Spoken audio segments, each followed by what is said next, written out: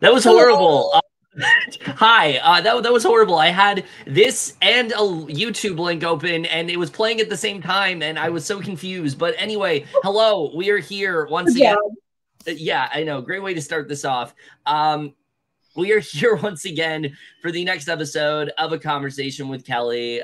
We're here to discuss pretty uneventful week. Not a lot going on, Allie, right? This is there's not a ton going on in this house right now, you know. Oh yeah, for sure. Like these people are so like not messy at all. So not like they're so stable, you know. Yeah, these people are so quiet, you know. Like I don't know what's going on. In all seriousness, holy shit, we have a lot to discuss when it comes to this week. I don't know if this is going to be as long as our podcast for the last week, which was near 3 hours, and it was week one. I don't know if this is going to be as long as that because there's a lot to really talk about here, but it could be. Because yeah, I mean, there's a lot to really discuss. There's a lot to talk about. This season is very much the gift that keeps on giving. I feel like, like it really just never stop. I feel like every time it seems like something is set in stone, the plans change, and then it seems like they finally set on something, and then they change it again like hours later. Like it's absolutely insane, and this week is really no different. But with that said, before we get started, I'm here with my lovely beautiful co-host, Allie. How are you doing today? I'm doing well. Just enjoying my first day off from work. And it's very smoky outside, so I'm trying to stay in as much as I can and drink lots of water. It's not good. Just stay safe out there, everyone. Yeah, it's really, really horrifying what's going on with all the wildfires in Canada and things like that. So definitely want to reiterate what you said. Anyone who's out there, please stay safe. Also stay informed. I think it's very important to know like what's actually going on about the province, things like that. It's no joke. It's very bad. No. And also Emily and Kim are going to be supposed to be coming back from Palm Springs tonight, and there's literally like a hurricane and bad weather going on in California, so I hope they can make it to the airport and get home safe. But yeah, I was gonna mention that too. Anyone up in California right now who's like recovering from the hurricane, I know it was like really crazy. So just, you know, our love to all the people that are suffering through that. It really, really is just very sad what's going on, and very unprecedented. I from what I heard, it was like the first storm in Canada and like in California in like years. Like I think the last one was like in like the 90s or something.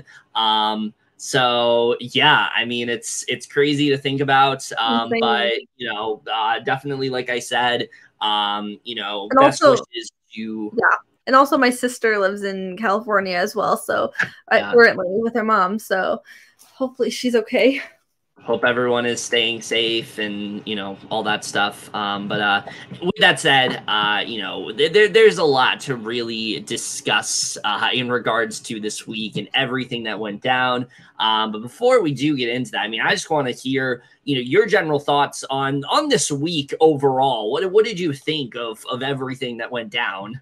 Oh, I thought it was insane. It was like such a mess. Like these people do not stop gaming. No, they don't. Like they all have, obviously, like they do have personal conversations too, but they're also just very game body. These people just never stop. Like they go till like the wee hours of the night, and it's just insane. It's crazy, and definitely the gift that keeps on giving.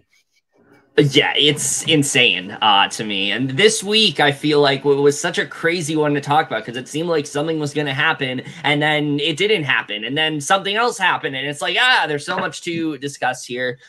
So we're going to jump right into it. Now, the thing I do want to preface right off the bat, I don't know who is editing the show this year. I don't know if it's the same person who's always editing the show. But it's not great. No, not at all. I'll say that right off the bat. Look, I think the episodes on their own have been fine. I think they are enjoyable to watch. I think you get something out of them. It's not like they're not showing you what's going on. It's just there is so much going on within the house right now. this almost feels like, you know, this feels like a digital daily almost. Like this is as bad as it does, because it gives you like the bare minimum. It gives like the bare minimum. Say that 3 times fast. Yeah, it feels, it feels like such like a Cliff Notes version of like what's actually going on in the house. So like while we are obviously going to discuss the episodes, like I've said, you know, at the top, and I said it, you know, in basically every video we've covered regarding this season so far, you really cannot understand what's going on this season without watching the feeds. It is like vitally important because there is so much the show is just not covering, and if they are, they're not covering it as in depth as they need to be. So yeah, we will just jump right into it. Sunday's episode, right off the bat, episode 5. Half of this episode is spent with the HOH comp, which is insane, honestly, with how much is going on in the house. The fact that they devoted so much of this episode to an HOH comp that admittedly I did enjoy. We'll get into the comp in a little bit. I just thought was absurd. Like, why would you spend so much time on this comp and not just as much time on like the important stuff, you know? Yeah, literally, like. Yeah. You say something? Oh no, I was just agreeing with you. Like, I just feel like, I just feel like, you know, and people have been saying this, like, they're doing this weird thing this season where like they don't want to show the HOH comp like before the episode ends. And I feel like it's hindering the episodes because we're just not getting enough of an idea of what's going on until like the Thursday episode. And by then they have to rush through everything. So yeah, it's not great, but we are going to jump right into it. So following the eviction, we find out where the house guests have disappeared to, and it's actually pretty clever what they end up doing here. They've gone through a portal to some outside neighborhood, and it's all dark and things like that, and they're told that it is the home of the Nether Gorgon, which I will say right now, I don't fucking buy that for a second. This looked like the home of like someone living in like a 90s sitcom that like you pan over to before I feel like I was watching like Haunted Mansion, or what was that movie?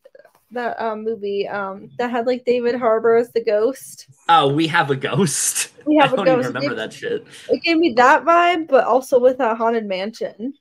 It also gave me vibes of like when you're watching like a sitcom and there's like the transition music and then it pans over to the house and then you see everybody in there.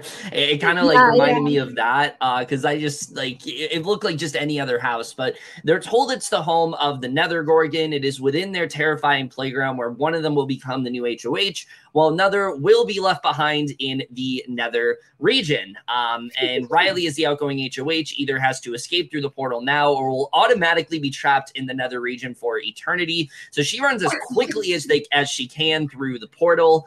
And the Nether Gorgon then explains the rules for this competition. In each round, they will be attacking different areas within the Nether region. It may be the shed within the garage, the 2 porches, the fountain of the car. But before they attack, they will give them clues for which areas are safe to hide. And once everyone is hidden, they're going to emerge from the depths of the meter region and then make their attack. And if they attack their area, they are eliminated from this competition. And once there are 2 players left, the winner will then become HOH, and the loser will be trapped within the Nether region or as long as the Nether Gorgon sees fit. What did you think of this comp overall? I actually really enjoyed it. It was quite a fun one, honestly.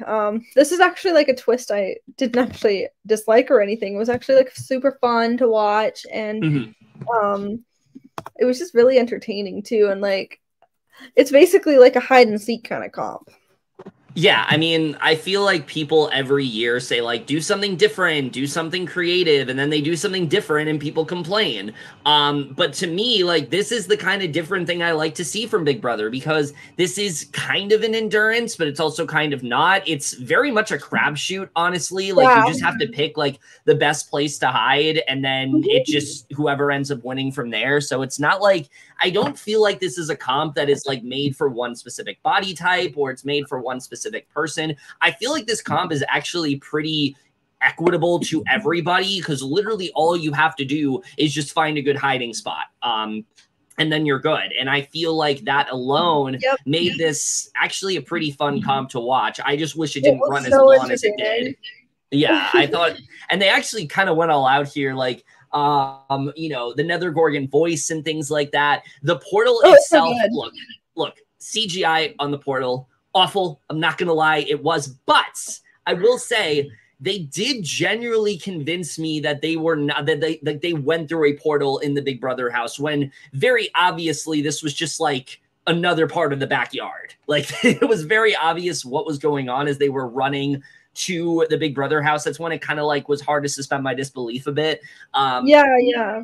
But I do feel like they put a lot of effort into it, and I actually did think it was a pretty fun comp to watch. Particularly, I mean, everyone's talking about the scene on Twitter of like Felicia like running away from like the Nether Gorgon. It was so good. It was so good. It was great. So I thought this was a very fun comp. I like that they're DRs as well. Like, they really committed to it. They were in like some other realm and things like that. Like, they really did kind of go all out when it came to this comp. So I like how creative it was. I just wish it didn't run as long as it really did, because it did. Yeah, it was like literally most of the episode. It definitely was a little too long because it was a little draggy, but I think it was still really fun to watch, and I really did love this comp. But, you know, I feel like this is something where it's like, if this was like a 90-minute episode, like, sure, have this comp go on as long as it is. But because it was like so long, like literally half the episode, you know, there's not much to talk about regarding the rest of it. But either way, while everyone does their best to hide away, it comes down to Jared and Hisam. And Jared almost wins HOH here. And I don't think people have talked enough about how fucking terrible of a move that would have been from him, especially when Jared is trying to make everybody think he's in the middle when he's really not, and he's going to be most loyal to the professors. The fact that he wanted to win HOH here, I just don't know. I really just don't know when it comes to Jared. I don't know what he would have done.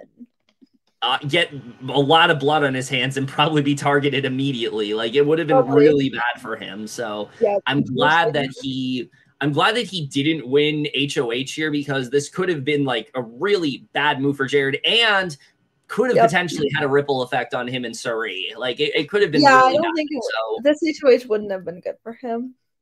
Yeah, so I'm glad that ultimately he didn't win it. But Hisam does win the HOH, which means Jared has been whisked away to the Nether region. And Hisam HOH, you know, I think it was this was something that I was interested to see how it was going to play out, especially because, like, you have Reilly, who people see as like the ringleader of the what was even the name of their alliance? Family Style? Yeah, Family Style. Family Style, but also they called them the Handful.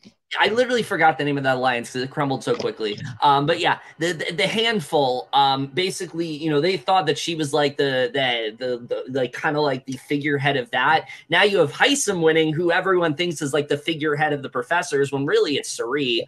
But you know, I thought this was a very exciting win, and I think we knew once Hisam won HOH, we were going to be in for a very messy week overall. Oh yeah, definitely. So yeah, I mean, that's literally half the episode. Ali, talk about everything else that happens here.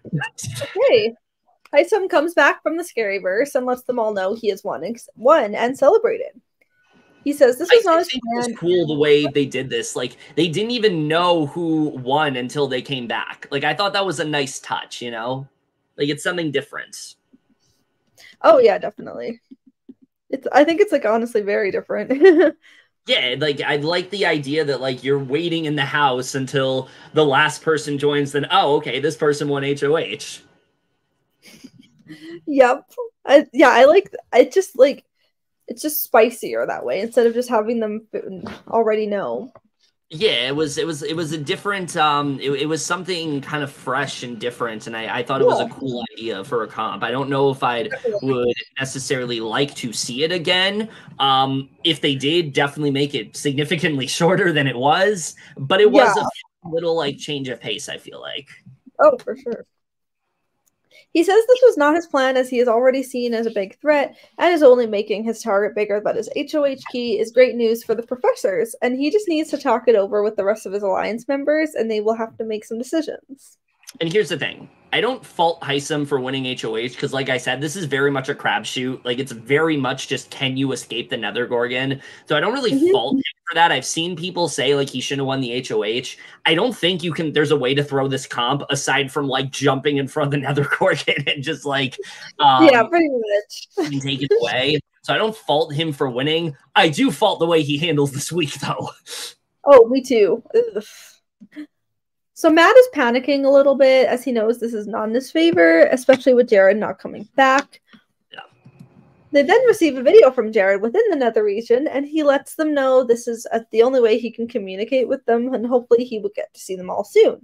And again, I actually liked the idea of this twist that you kind of have to be secluded. It kind of is almost like, remember when they used to do like solitary confinement?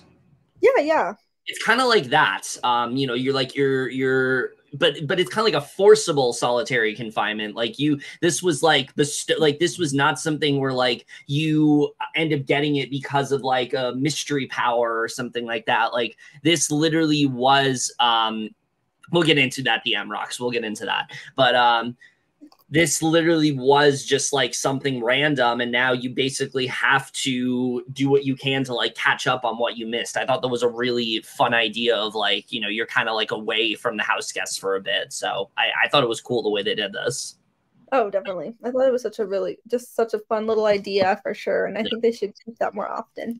I have my qualms with the twist. We'll get into that, but idea I like. It works, but like. Okay. Cirie knows he's safe, but at the same time, doesn't know what this twist could possibly mean, and he'll be returning.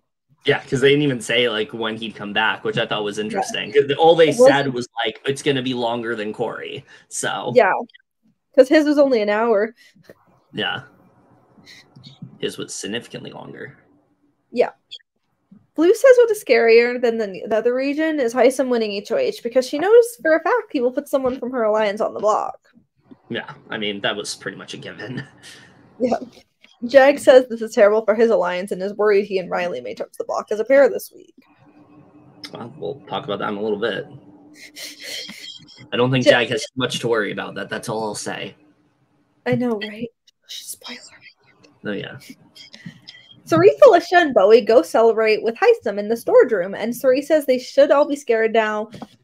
Bowie says Hisam is the perfect person to win because he has such a level head about everything, and he says he can't wait to ask for the lowdown and to put them up. Yeah, I mean, I think immediately, like, we see the professors, like, this is a win for them. They're in a really good spot, and let's just say might not exactly be the win that they hoped for. Matt talks to Reilly and he says he thinks everyone's asleep, and she says they're not being very loud and says he will have to start paying her to be his translator. He says he doesn't know if they're a thing yet, but they're both vibing and having a good time. And Reilly says they've both gotten really close and she never would have expected it, but he's so sweet. Yeah, I mean, you can tell the show just really wants a showmance at this point. Oh, trust me, GM Rocks. We'll get into the Matt thing in a little bit. This is true. Well, we're not there yet, but we'll get into that. But what I was going to say was that you can tell the show so badly wants a showmance to happen because, like, here's the thing. Were Matt and Reilly close in the house? Yes. Did Matt like her? Yes. Was there any chance they were going to be a showmance? No. I don't think that was going to happen. Yeah, maybe I don't think they would be a showmance, but I could see them maybe getting together after the show. But I don't see them. I mean, she literally said she didn't like him like that, so I don't see it happening. Did she actually like admit it or no? Yeah, he asked her, and she said that like she just sees him as a friend. Oh right, yeah. Well, we'll see. Who knows? Yeah. Things could change. Well, I mean, she's not. Yeah. Like outside the house. Yeah, maybe. I don't know. I mean, like I've said before, I never thought DX and Claire would be together. So yeah, same. Reilly talks to him about Hisam and how good he is at the game and how ready to go he was, and the fact that Jared was first and picked the wrong door, so she's even more upset. She tells him how different they'd feel right now, and she says they knew this couldn't be the consequence if they had a win this week. And then Reilly tells him she face-palmed when she saw him walking through the door and says they're going to lose somebody this week. Yeah. Reilly says Hisam is pretty much the leader of the other side of the house right now. People associate her and Matt as comp threats, and they also know that he's one of her really good friends in this house, and Hisam is looking for targets, which is going to paint a huge one on their backs. Cory tells Izzy maybe Jared will pop up today, which he then pops up on the screen. Yep. And sure enough, there he is, giving them another message, saying he misses all of them and that the Nether Gordon isn't allowing him to sleep at all. I didn't understand what the point of the scene was. Like, we know Jared is away from them. We don't need to keep cutting back to it. Like, show us some other stuff that's more important. Yeah, it was interesting. It was kind of like just filler. Yeah. Cirie is a little bit nervous as to what the game-changing consequences the Nether Gordon was hinting at may be. Felicia talks to Hisam, asking how he feels, and says they are shitting bricks in there, and he says they can send home anyone they want this week. And she asks what his thoughts on Matt are, and he says he's on his list, and then Cameron, but Reilly is his target, especially since she wants him out of the house. Yeah, and this does get a little interesting in this next scene here. Oh, it gets so spicy. We then see a flashback to her HOH reign when he confronted her about how she felt about him, saying they were on opposite sides and that people were telling him that she was targeting him, and she confirms it to him, saying he's so strong on the other side of the house, and she thinks he may be gunning for her. Yeah. I mean, this was crazy to see, the fact that, like, listen, Reilly had a lot of issues with her HOH last week, some of which they didn't show on the show. Her constantly saying how good she was with Jag. I don't think they showed that enough last week. Her constantly just, like, bringing up people she was good with, like, just on a whim. Her telling everybody, oh, I want to make an 8, but, like, not mentioning anybody. Like, there were so many things wrong. I feel like the worst thing you can possibly do as an HOH is tell someone you're going after them after the veto ceremony. Like, this was literally after the veto ceremony. Kirsten and Felicia are the final noms. You have no power at this point. Like, the only thing you should be doing is telling people what you want to happen this week. That's all you should be doing after the veto ceremony. And then once someone's HOH, then you can talk to them about this. And not only does she, it's not like she didn't just tell one of her alliance members, she literally told Hisam to his face. They're like, this is so bad. It's awful.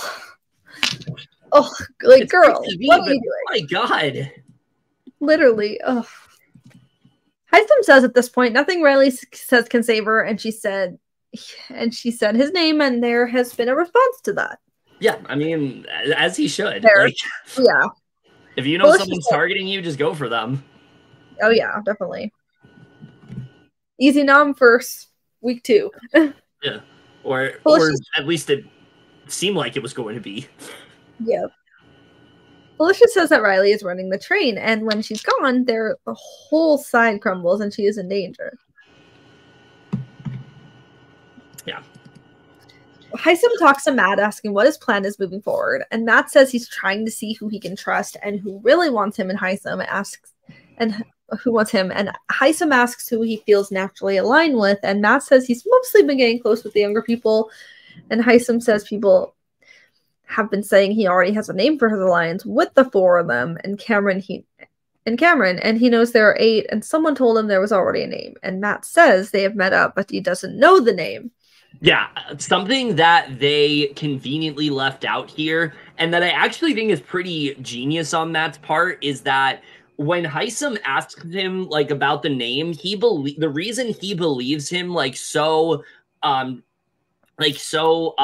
transparently in the way that he does is because Matt literally says, yeah, I don't know the name, I didn't hear it. So, like, which is kind of genius, because, like, he can literally say, yeah, I literally did not hear what they said. I could not hear it. And so, like, I think that's something that they definitely should have shown, that, like, he's kind of using that as, like, a strategy of sorts, but it also could potentially be true, and things like that. So, I mean, I think Matt handled himself really well in this conversation. He was trying to do what he could to be like, yeah, I'm good with these people, but Hisam didn't want to beat around the bush. And this is, like, really in my opinion, and I want to ask like how you feel about this. Like to me, this is where Hisam's HOH like really fails. He's so direct with people, and I think this is like probably like his main issue is HOH. Yeah, he's definitely super direct, like just like Izzy. Like they're just the two people who can like either really get along with someone or rub them the wrong way. But the difference with Izzy is that like she's like doing in like a much more like paranoid and like just a very rapid manner, whereas Hisam's trying to take this approach of like he's like this calm guy who's like very level-headed and things like that, and he has their best interests at heart and really just doesn't want to hear anyone out. Like I think that's really his biggest thing. It's like it's his way or the highway, and I feel like we've seen that like a multitude of times this week. He's like only my opinion matters right now. I mean, basically, yeah. They literally talk about that in a later episode, which we'll get into. Oh yeah, definitely.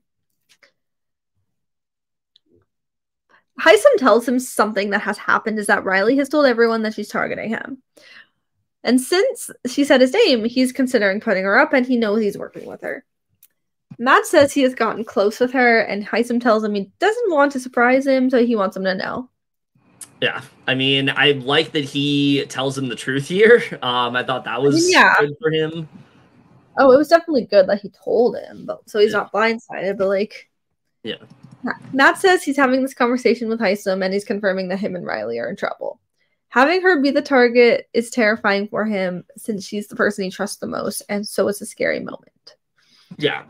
Again, I think Matt handled himself pretty well in this conversation, but he has every right to be like worried about like what's going to happen and things like that. Oh, that's the other thing that they don't really show on this week is that not only is Hisam like being very direct and telling people he's targeting Reilly, but he's doing that because he doesn't want to backdoor, and he thinks the concept, and he literally told people that like he thinks the concept of backdooring is like immoral, and he's like not here for it, and it's too much. It's too much. Oh, it really is.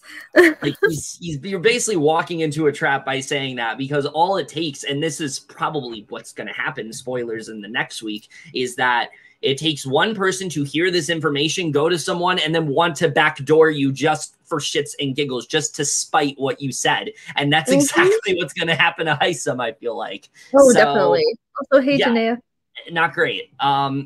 So after spending most of the night away from the house, Jared magically transports back to the house. I'd like to see how he actually came back. Like, how did they actually like work that out? Because the way they edited it, he just magically shows up. Yeah, I'm sure that's what actually happened. Like, I'm just wondering, like, how they, like, where he actually went. Like, it would have been cool to actually get to see, like, the nether region and things like that. I know they're probably so cool. Yeah, it would have been interesting if they did that. But basically, Cameron reads that Jared may have returned, but the Nether Gorgon craves more souls. So, you know, throughout the week, others will be sent there depending on when the Nether Gorgon demands a new soul. It could be good or bad for your game. So Jared must choose one house guest to send there. Whoever he sends will miss the nomination ceremony and therefore can't be nominated for eviction this week. When the Nether Gorgon's bell tolls, they must choose a soul. And this I will say what the one thing that kind of annoyed me about that is that like they didn't make Jared safe.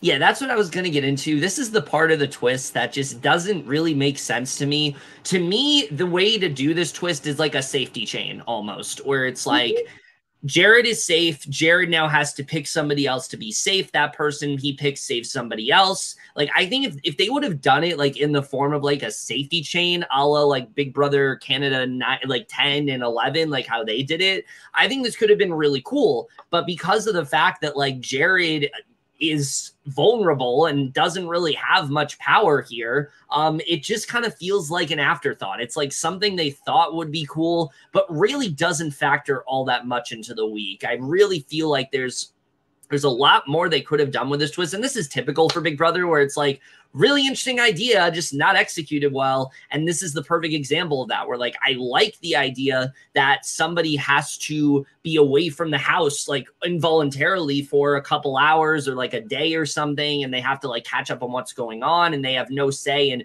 what's happening. I like that.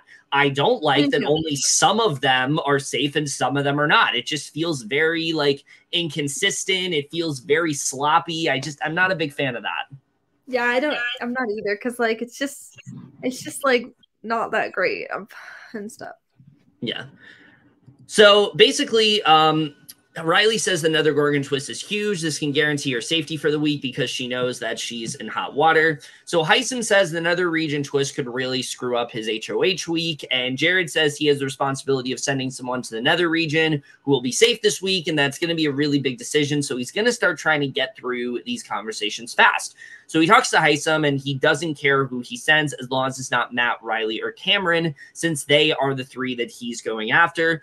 Jared also wants to make sure that him and Hisam are on the same page because he doesn't want to end up on the block himself. So he talks to Reilly and she tells him that she's nervous that Hisam is coming for them. She says that they're going to have a casualty on their side. He tells her he doesn't want to put her up, which she doesn't believe. And she tells him that he knows that she has him and that this is going to get bad really quick. She then tells him if he has it in his heart to rescue her, oh, that was weird. If he has in his heart to rescue her, and where was I? Oh, so she would owe him forever. Yeah, I mean, basically, Jared says that Reilly saved him last week, so it'll only be right if he took her down this week. But Hisam is the HOH. He doesn't want to make any bad waves, especially considering he's still eligible to be nominated. Do you think he should have saved Reilly here? I mean, it would have been spicy if he just like said, "Oh, fuck the HOH, I'm doing my own thing."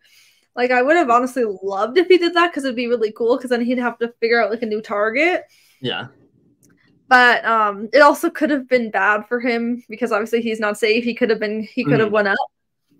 So like, it definitely would have been spicy and interesting if he saved Reilly just because she did save him. But yeah, I definitely understand why he didn't.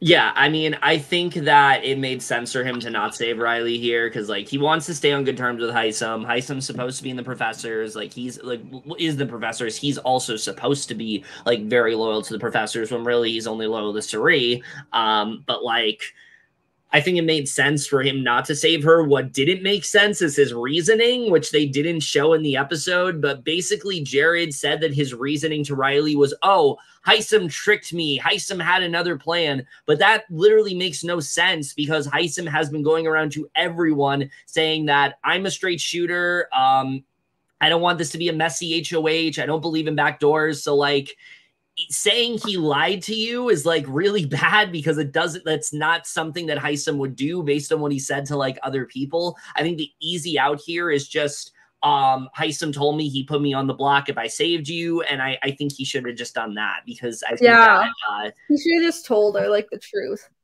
Jared just does a lot of talking sometimes, and it's not great. It's really not great. He needs to like his mom needs to like give him some tips and some pointers. Yeah, I mean, there's a lot of things his mom needs to talk to him about, but we're not opening that can of worms right now because that's not relevant to this particular week. But another week, it is very relevant to. Let's just say Jared definitely needs to be careful with some things he says. Anyway. Oh, definitely. Yeah, so... I don't even hate him. I don't like... He's not on the level of, like, Monty and Ty, but, like, still. He's getting there. He's certainly getting there. But if he does anything else, yeah. Yeah, he said some stuff this week that's like, I don't know. He talks to Cirie that she's going to draw a line in the sand if he picks Reilly. She says if he keeps it innocuous, he would send Miss Felicia, and he tells her that he was thinking about sending somebody from their side to make it look better. She tells him he could send Jag because it won't look funny. So Jared's really torn between two sides. He would love to send his mom and guarantee her safety, but he's going to have to pick someone from his side, and he knows if he does that, it's going to really expose his game. So he's got to be really careful about the decision. And Cirie says that her and Jared are definitely working like double agents. She's counting on him to protect her on his side, and he knows she has him on her side. So if Jared doesn't make the right choice about who to send, this could be a really bad thing for the both of them. So Reilly then tells Matt that she's terrified because Hisam hasn't even talked to her today, and she tells him that she pulled Jared off the block the first week, which Matt says that he owes her, and she says that she told him that. And Reilly then tells Jared to please do this for her because he's going to take her out. So Jared tells her to calm down. He tells her that she has to understand, and he hasn't made his decision yet, and she tells him to consider it because of week 1. So they hug it out, and he tells her to trust him, which she says that she does trust him, just not Hisam. So Jared said he's been really conflicted in this game since day 1, which I'm like, it's literally week 2, but okay. As far as the house, saying like it's week 6. Yeah, literally, it's like you would think jury started. But Jared tells her to calm down. He tells her that she has to understand. Oh, I already read that part. As far as the house is concerned, he's working with Reilly's side, but ultimately he's got to protect his game and his mom's game. So he's really not sure what to do. And he says that he's in a really tough spot. He can't upside his side of the house, and no one really knows that he's with his mom. And so he tells everyone that this house has been an uphill climb for him since day 1. And if they feel as if they can trust him as a human being, game or no game, that's all they need to know. And he then chooses Jag to go to the Nether region. And to be honest with you, I don't understand why he did this. This felt very random to me. I don't think the feeds even like really gave us, I mean, I'm definitely here for Jag being safe, but he was already going to be. Yeah, I don't think the feeds even gave us an indication of like the fact that I don't think the feeds even gave us an indication that like Jag was why Jag was saved by Jared. I mean, he did. I mean, that's what him and his mom were talking about. Yeah. I mean, yeah, but like I don't know if I guess it was like the safest move and things like that. I thought originally he did this because he didn't want Jag to like be there to save Reilly because he didn't know how long this was going to take. But it seems like he just did it just to kind of like hide his loyalties and things like that, which I guess is smart. I mean, yeah. But I don't know. It just seemed really random to me. So I think so too. Yeah. So basically, Reilly feels very sad when he picked Jag because she didn't save him last week, and Jag isn't in danger with Hisam, so it doesn't make sense to her why he wouldn't guarantee her safety. And Jag doesn't even know why Jared made that move. He's already safe with Hisam, and he trusts his word, and Reilly needs it way more. At the same time, it's nice to know that he'll be there for another week. So Jag is pretty much safe for week 2 and kind of just chills the rest of the week. Just vibes. Which I don't think was great for him. I think that if he wasn't saved here, I think he really could have put in more work to like save Reilly. But because he's like not around for a significant portion of the nominations and also is safe, really isn't able to do much. When in my opinion, you being safe, you should capitalize on that. Like you should really just play like you are safe and play like, just like there's no tomorrow pretty much. Like I think there's a lot that Jag could have done this week and he didn't, and I don't think it was great. Yeah, it wasn't like really the best for him, but Hisam tells Cirie and Izzy that the 3 he's targeting are Matt, Reilly, and Cameron. He asks if they put up Matt and Reilly. He asks if they should put up Matt and Reilly or Cameron and Reilly. Cirie thinks option 2 is best because worst case scenario, Cameron goes home. Right. And Izzy says she's thrilled with Cameron being up, so it's like the exposing of Reilly and Matt and Cameron are really good for them. Hisam says next week they'll go after whoever remains. And we love Izzy for that. We love Izzy for saying Cameron's got to go because Cameron very much does have to go. Oh, she does not like Cameron. As she shouldn't. True. Because he's odd. Yeah, he's a weirdo. Hisam says Reilly is his target this week. She's definitely the one he wants to see evicted, so he says Cameron is a really strong competitor, and Matt and Reilly are really close. So they're both strong options for initial noms. And then Cameron talks to Hisam that he's handling this thing already with amazing grace. He says thank you for putting the house at ease. He tells him they came here to play the game, build relationships, move forward as far as they can, and soak up the experience and love this thing. But he doesn't know what to talk about other than that. Hisam tells him he's sort of moving in this direction of whose threats are, such as Reilly, who is mentioning his name. He tells him he trusts him, but there are some people he's working with that are a little concerned, which Cameron gets. Mm-hmm. He tells him he doesn't blindside people, and he's considering putting him and Reilly next to each other. And he tells him he's not his target and that he wants to work with him and trust him, but then tells them they have the numbers to decide who walks out the door.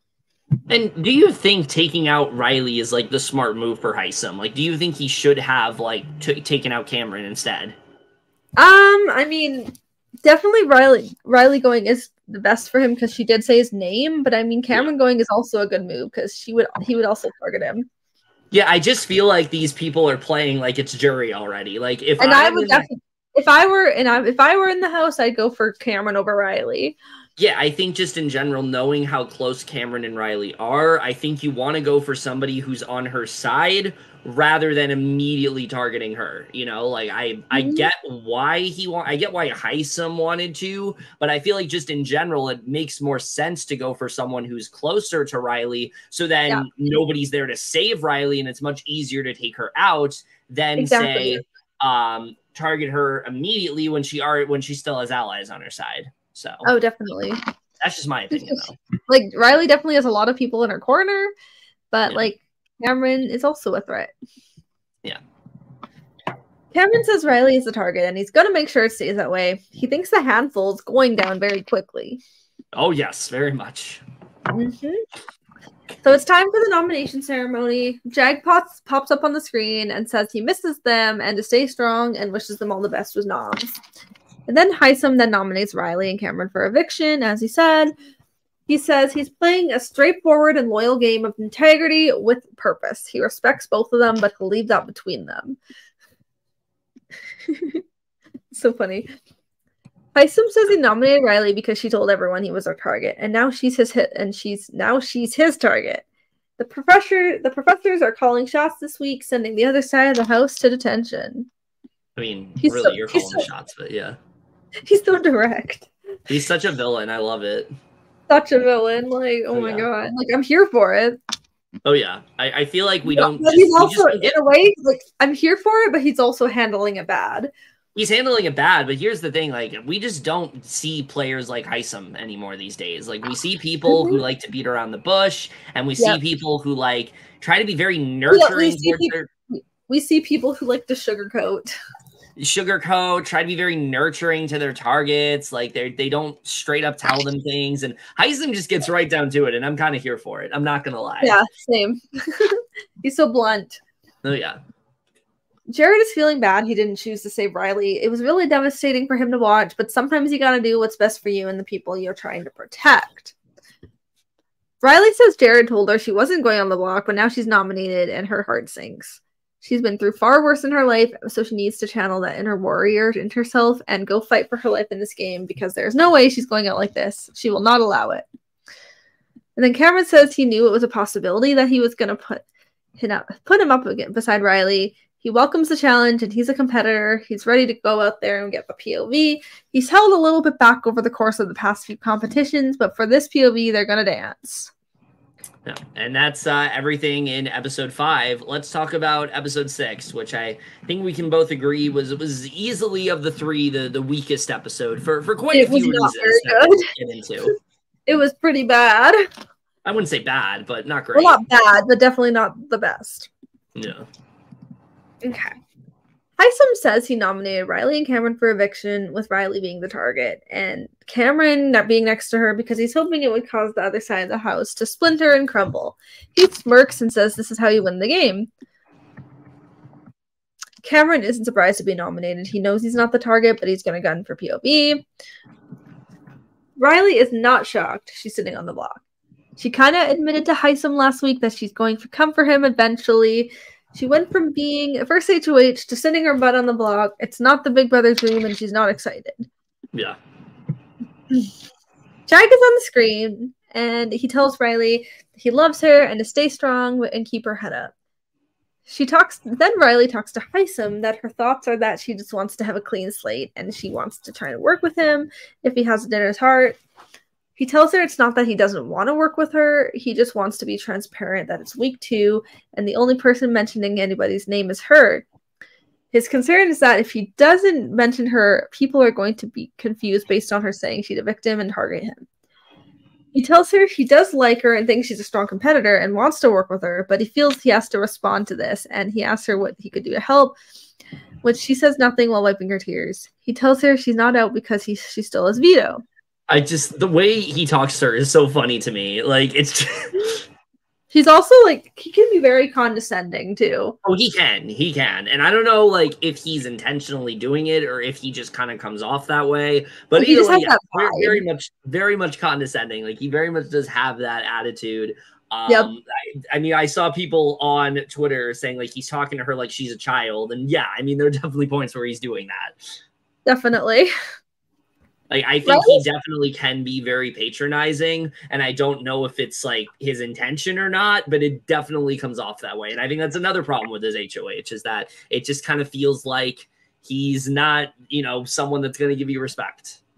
Oh, definitely. You either vibe with him or you don't. Honestly, yeah. Reilly says Hisam rubs her the wrong way, and she doesn't want him to do that to her. If he really wants to work with her, he wouldn't put her on the block and target her. He preaches honesty and integrity. He's just as guilty as anyone else. Everyone believes this facade that he puts up, which she doesn't believe at all. She says this is a crock of bull and it's not going to be a good situation for him if she makes it out this week. Felicia, Cory, Red, and Cirie are checking out the memory wall, and then Jeg then returns from the nether region. He doesn't have a message with him right now, so he has no clue. Yeah. Reilly is very happy to have Jag back because he's her best friend there, and he knows he's going to do what it takes to help her in this situation. Which isn't much, admittedly. I feel like I said, Jag just doesn't do a lot this week. It's mainly like Blue and Matt, even like Cory in America, I feel like did a lot. Like, I just don't feel like Jag really did enough. He did, but he didn't do as much as them. Yeah. Jag feels great being back. On the bright side, he's safe this week, but he has no idea what the Nether Gordon is going to ask him to do, and he's scared it's going to be terrible. Yeah, we'll get he's scared and knows it's going to be terrible. Yeah. Hisam goes to Matt, and who tells him he's feeling stressed out, and Hisam says the hard part is over, and making a decision and targeting two people, and brings up to him that if he was to win and take Reilly down, everyone would believe the two of them are in a showmance.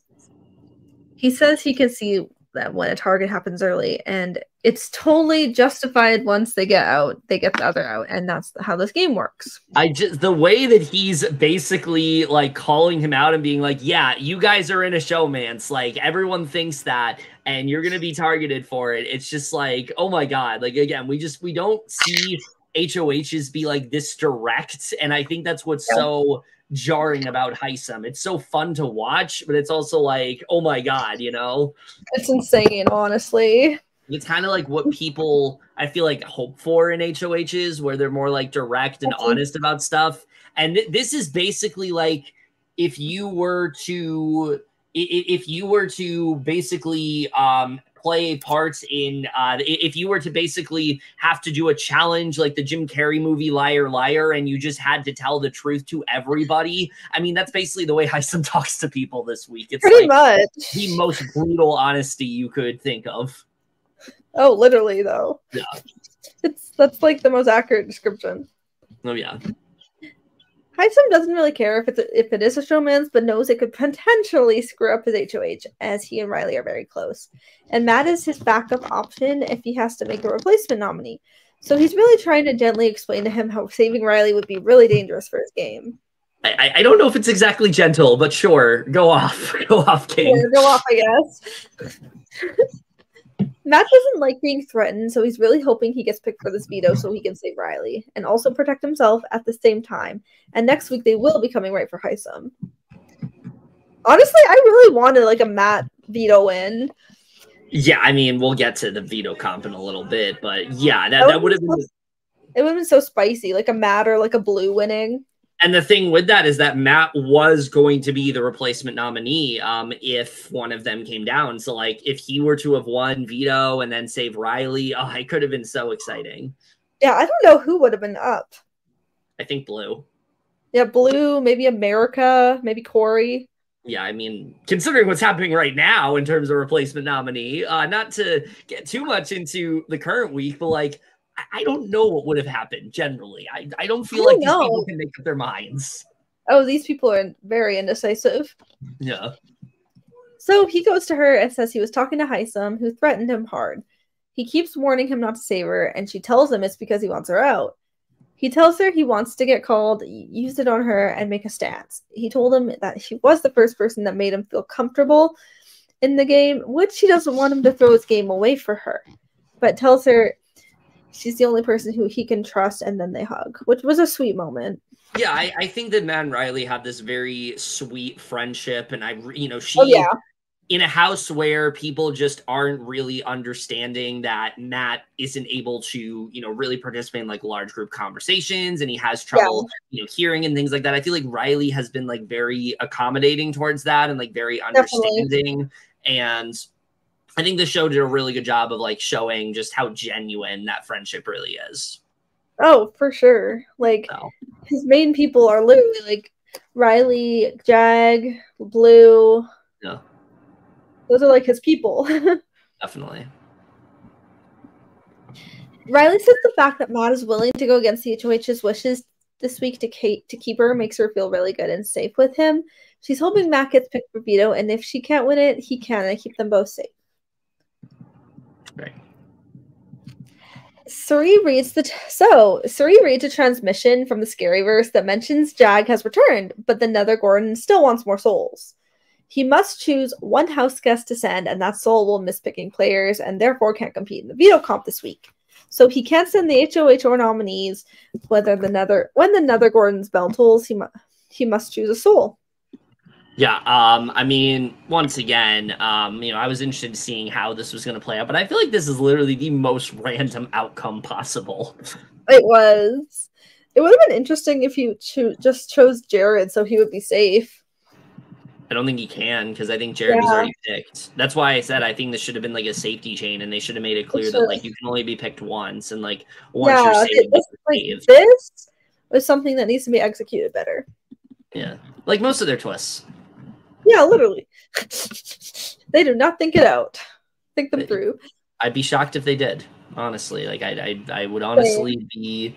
I would honestly, I don't know. I'd have to reevaluate the entire show if they started to think things out, because I just don't see that happening. Jag's mind immediately went into disaster control mode. He needs to send somebody from the other side of the house, but he needs to talk to Hisam and sell it in a way where he thinks it's for his benefit. He then talks to Hisam that his initial thoughts are that he doesn't want to put up a replacement. He tells him Red is close to Cameron, which Hisam says his preference would be Blue, since she's close to Reilly. Hisam tells him it's his power, and which Jag says he wants to chat with everyone. And right now he's thinking between those two, it might change. And Red is not on the show very much, but honestly, he is in a very precarious position, like on the show right now. I think he's in a spot where he is trying to be loyal to the Professor's Alliance, but people are very wary about because of the fact that he already tried to pull in Cameron without their say-so. And again, the show hasn't really covered any of this, so I just feel like they're not showing things that are important. Instead, we're showing fucking transmissions and showman segments and things that just don't really matter in the grand scheme. Things that are just like filler and don't really like show anything. Yeah, like this is the stuff that's important, and I feel like they need to be showing this more. Oh, definitely. Jag says he was hoping Hisam was going to take the bait and tell him that he's cool with them choosing Red, but he's obviously not going to take out Blue. She's one of his closest allies, and he's not an idiot. What he needs to do now is ask for volunteers so that no one is mad at him. He then talks to Mecole, which she tells him she's nervous about the Nether region, so she's a little iffy. Then he talks to Cirie, where she tells him she doesn't want to go. And then talks to Red, and he asks if he's okay with not playing in the veto. But Red tells him he wants to just to play since he enjoys playing. And then he talks to Bowie, who is open to whatever, which is like literally all we get from her, really. She's like, she doesn't. I mean, really that's literally Bowie. Like, that's the thing. Like, you could say do what the house wants. I'll do anything. You could say that Bowie's not being shown up in the episode, and my answer to that is that she's barely on the feeds anyway. Like, all she does is like in such a chaotic week where there's so many moving pieces, you have Bowie just saying like, yeah, I'll just go with majority. Like, she's so just like nothing in the house. We thought she was going to be like super cracked and wild, but she's not. She's like basically non-existent. Pretty much. And what's so funny is, like, again, not to get into spoilers for this week, but like people are seeing it as like she's like downplaying her strategy when like she's literally not doing anything. She's like literally like nothing. Yeah. She's just kind of vibing. Yeah. She'll be gone soon for sure. He tells her they're solid, and then he trusts her, and he trusts her and hopes she trusts him.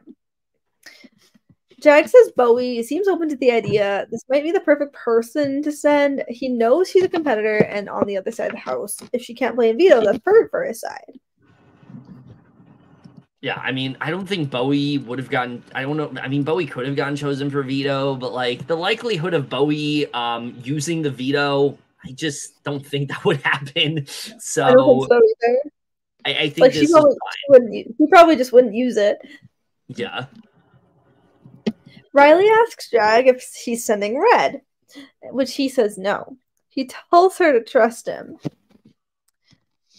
which she says it's the same thing Jared did to her. She tells him if Red plays and wins, Cameron is coming down, and she tells him it's his choice, but he knows exactly what she's saying. Jag tells her after chatting with him it's going to completely implode everything, which she says it already has. Yeah, this was a mistake, I feel like, on Jag's part. I think that he really should have recognized like how important it is to stay close to Reilly. Because listen, I get it. He's in a position where she has told everybody that like she's his number one. Yep. But the thing is, when you do that, it actually gives you incentive to work with that person in the house, because now you have somebody that everyone's expecting you to work with. And so you kind of just have to like work with them and things like that. I see that happen a lot in games where it's like, oh, we're not working together. And then you end up working together. So I feel like that's what Jag really should have done. Like really focus on like him and Reilly are supposed to be this duo, and he needs to do everything in his power to save her. And the way he does that is save someone like Red, who is very close to Cameron at this point. So, he really should have just picked Red. Yeah, because Bowie is kind of just like a random choice. Yeah, Bowie's so nothing. Yeah, game wise, she's nothing. Yeah, she's got a Freaky Friday concert to attend. Oh yeah, Reilly wants Jag to send Red because he'll most likely save Cameron if he wins veto. Which means it would leave Hisam with the option of putting Matt next to her, which is the worst case scenario. Yeah. Jag is torn on who to send because Reilly wants them to pick Red, Hisam wants them to pick Blue, and he has Bowie volunteering. He wants to keep Reilly safe this week, but he doesn't want the HOH to be mad at him. He has no perfect option, so he's got to go with his gut and hope it works out in their favor. But you do have a perfect option. Sending Red is like literally the perfect outcome here. Mm-hmm. Then there's no chance. Like, Jag is smart, but dude, what are you doing? Yeah. Jag then chooses to send Bowie Jane to the nether region. He says he had chats with them and it wasn't an easy option or decision. He thanks Bowie that she was happy to do whatever, and he wishes her the best. And honestly, I literally forget Bowie's gone. Like that's how like non-existent Bowie is on the show right now. I literally forget that she's gone when she goes to the nether region. Pretty much. Bowie says she volunteered because she thought Jag would pick Red. That would be bad for her alliance's game moving forward. He's a strong competitor on their side, and she wants to keep him eligible to play for the veto. She's hoping they have Vegemite in the nether region. I mean, hopefully she gets that Vegemite. Yeah. Reilly says nobody listens to her. Having Bowie go to the nether region isn't the worst thing because she is a number for that side of the house, but Jag is her final two, and she was hoping he would pick somebody that has a good chance of beating her at the veto comp. So he still chose Bowie, which sucks. Yeah, I mean, Jag should listen to her. Yeah. Hisam is annoyed because they had a conversation about Blue, and then he watched him promptly ignore it. It's a good thing for Jag he's safe this week, because if he wasn't, he would be a really great replacement nominee. I feel like he definitely would have put Jag up, but I feel like there's more of a chance he would have put Matt up than Jag, so who knows. I think so too. So it's time to pick players for the veto comp. Hisam then picks first and selects Matt, which he's annoyed by because obviously he's one of his options for replacement nominee. Matt is very happy to be picked and that this is the perfect week to do it because he has someone he's working closely with and he wants to save her. And the best part of it is that the person working against her is the one that pulled his name. It was like a sweet little plot twist. So that was pretty funny. That was hilarious. Yeah. So Cameron says if anyone from the handful wins veto, they're probably going to save Reilly, and he can't have that. He'd much rather have Red working on him than anyone else. Cameron then picks America. Reilly's happy Matt and America were picked. She's just hoping that her chip has Jagger Blue's name because she knows that they'd help her come down. Reilly then picks house guest choice, and she chooses Blue, which also annoys Hisam. So, yeah, we have a bunch of people that Hisam didn't want to play in veto playing in veto. We then get a segment of Blue and Reilly happy dancing. Matt, Reilly, and Blue agree that they have to win. And Reilly's just very excited that the 3 of her alliance members are playing in this veto because their chances of winning just got that much better. And Hisam, meanwhile, is in disbelief. And he's in disbelief over the picks. He tells Cirie and Izzy that they can't catch a break. Hisam's really hoping that he wins the veto, which Cirie says they're counting on him. He says that it could have been a perfect week, but that becomes less than perfect. And Cirie says everyone will be gunning for this veto, balls to the wall. If I'm Hisam, I don't know why I would want to win the veto here. Because, yes, obviously, like, I want the week to go in my favor.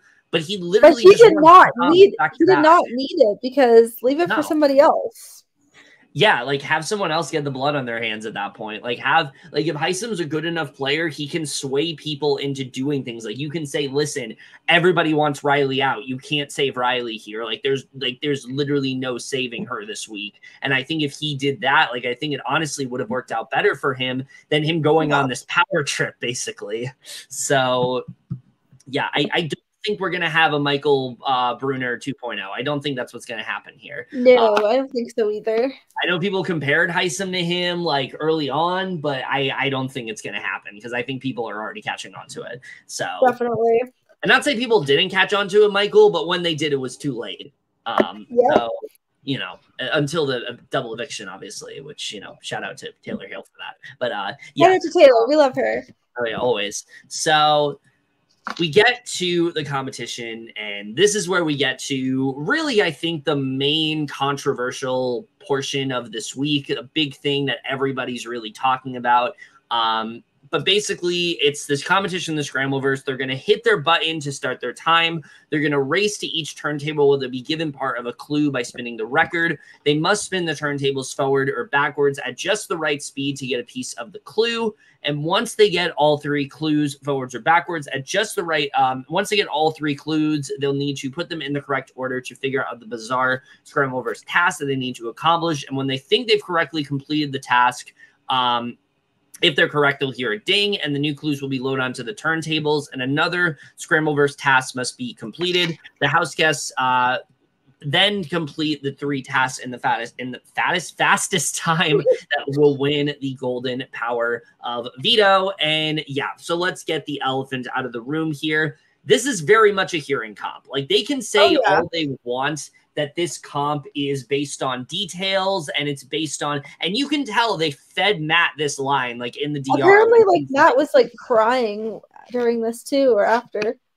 Yeah, so here's the thing. The feeds were down for like 18 hours while they were doing this comp, and everyone was wondering like what the hell was going on. There were reports that someone got like seriously injured during this comp and that people were in the hospital. People were making all these like all this crazy shit up.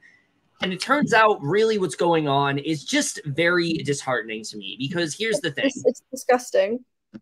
And I kind of got into this last week, but I'm going to get into it again. You cast Matt onto this show. Great idea. You know, it's the first time you've had deaf representation. You know, you can really show how someone can beat the odds and things like that. And, you know, you can kind of, show this really good story. But you also need to take into account that, yeah, Matt is partially deaf. And because of that, he's going to have a harder time in comps than others. And you would think with Big Brother being on as long as it is, this is something they can prepare for. They should know that. Like, they should have tested things and everything.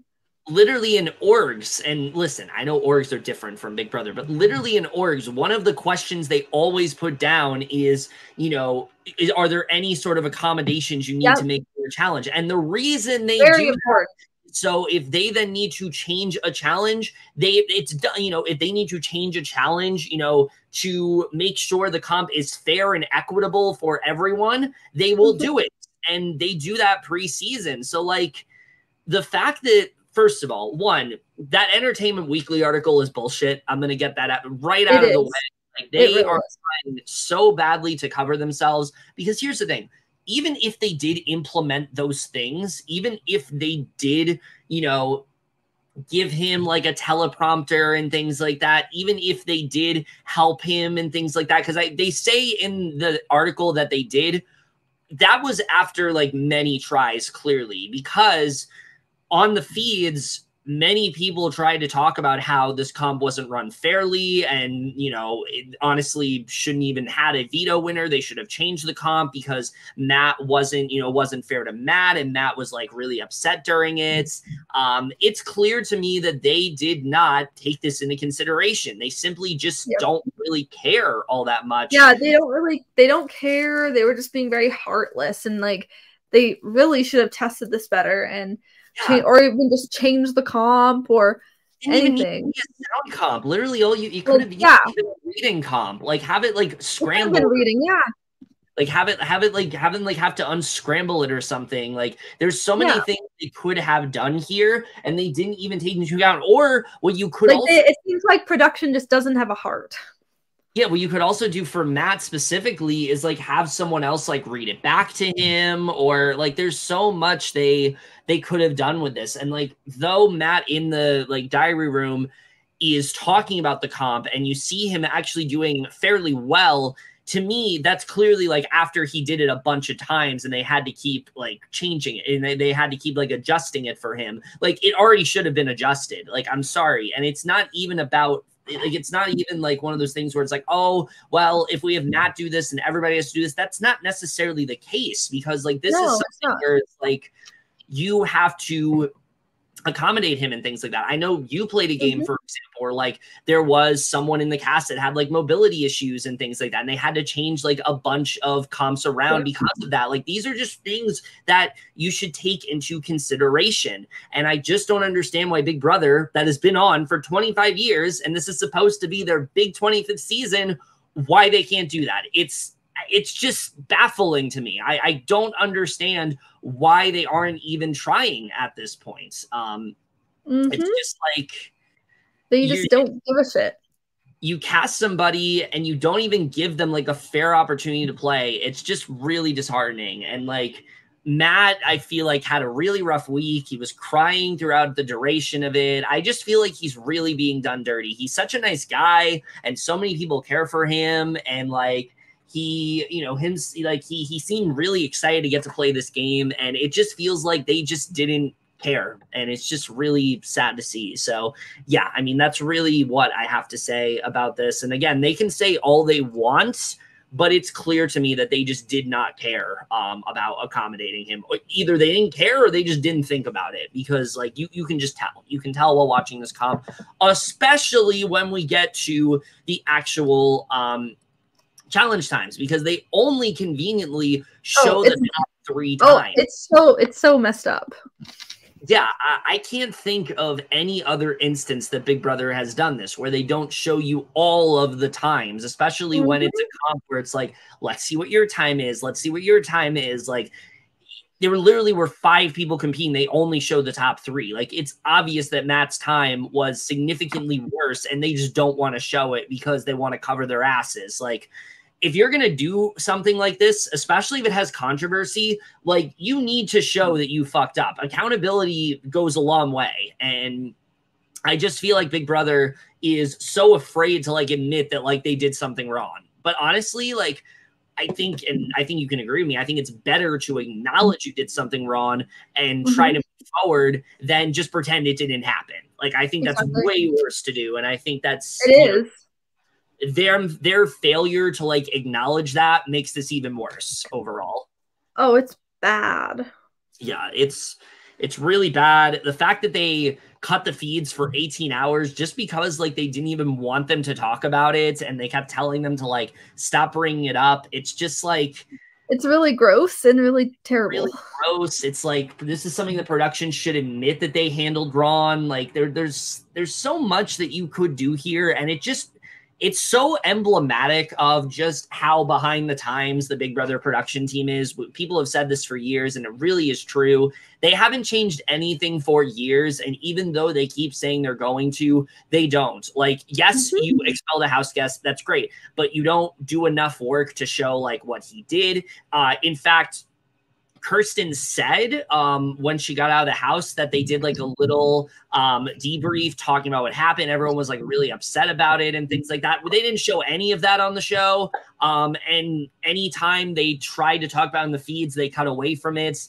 And then now with Matt, and so that already was a really bad look for them. But now with Matt and their failure to accommodate him and their failure to show that, you know, they care about him as a player. They want him to have the fairest shot possible. It just, it just really is just very sickening and icky. And it's just really bad for the show all around. It's just really bad. It's disgusting. It's just, it just makes me sick to my stomach.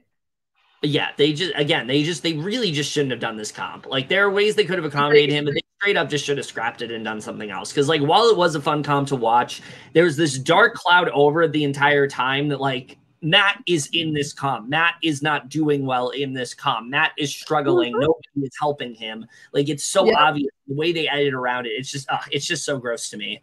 It's bad. Yeah, it just, I just really hated how they decided to cover themselves here and not even try to acknowledge what happened. But yeah, so we get to the times that we do see, because we don't know how America did. We don't know how Matt did, but the times that we do see, Matt has a score, not Matt, Blue has a score in third place of 236. And then it comes down to Cameron and Hisam. And with between a score of 2 minutes and 10 seconds and 1 minute and 45 seconds, Hisam wins veto. So yeah, if you're not paying attention, I just think like Hisam winning this veto is the most boring move. He's won 3 comps in a row, and like also Cameron winning would have been boring too. It would have been interesting to see what happened there. It would have been interesting, but I also would love, out of those 3, I would have rather have Blue win. That's the other thing about like them not accommodating Matt, is that I think he very well could have won this veto if it was any other comp. So. Definitely.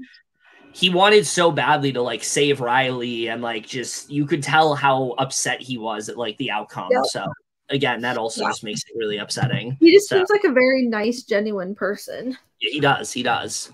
Which, you know, is great to see, because there's a lot of people in the Big Brother house that are not as genuine. So exactly.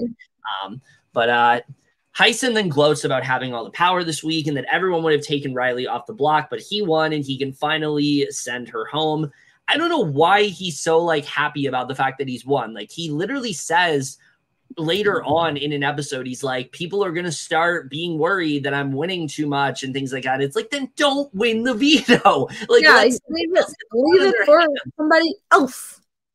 Yeah. Like, and again, I think he could have easily manipulated like a Blue, like a America, and into not using the veto and it being in their best interest. I think there was a way that he could have done that, and it would have been more impressive than him just winning 3 comps in a row, already knowing that's something he shouldn't have done and then doing it anyway. So yeah, I don't know what Hisam's doing at this point.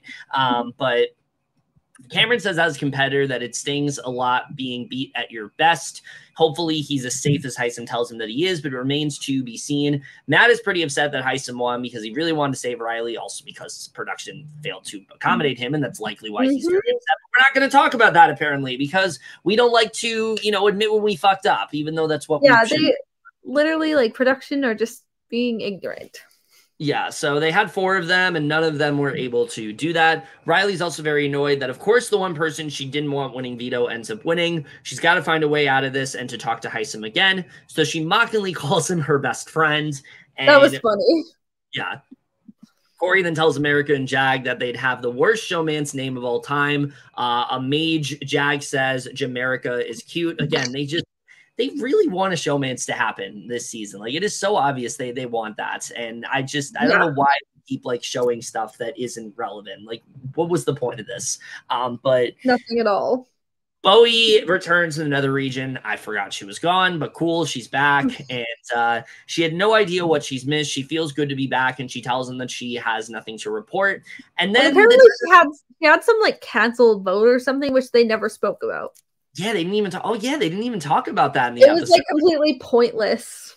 Yeah, she has some power where apparently she had like a vote that she could cancel if she wanted to.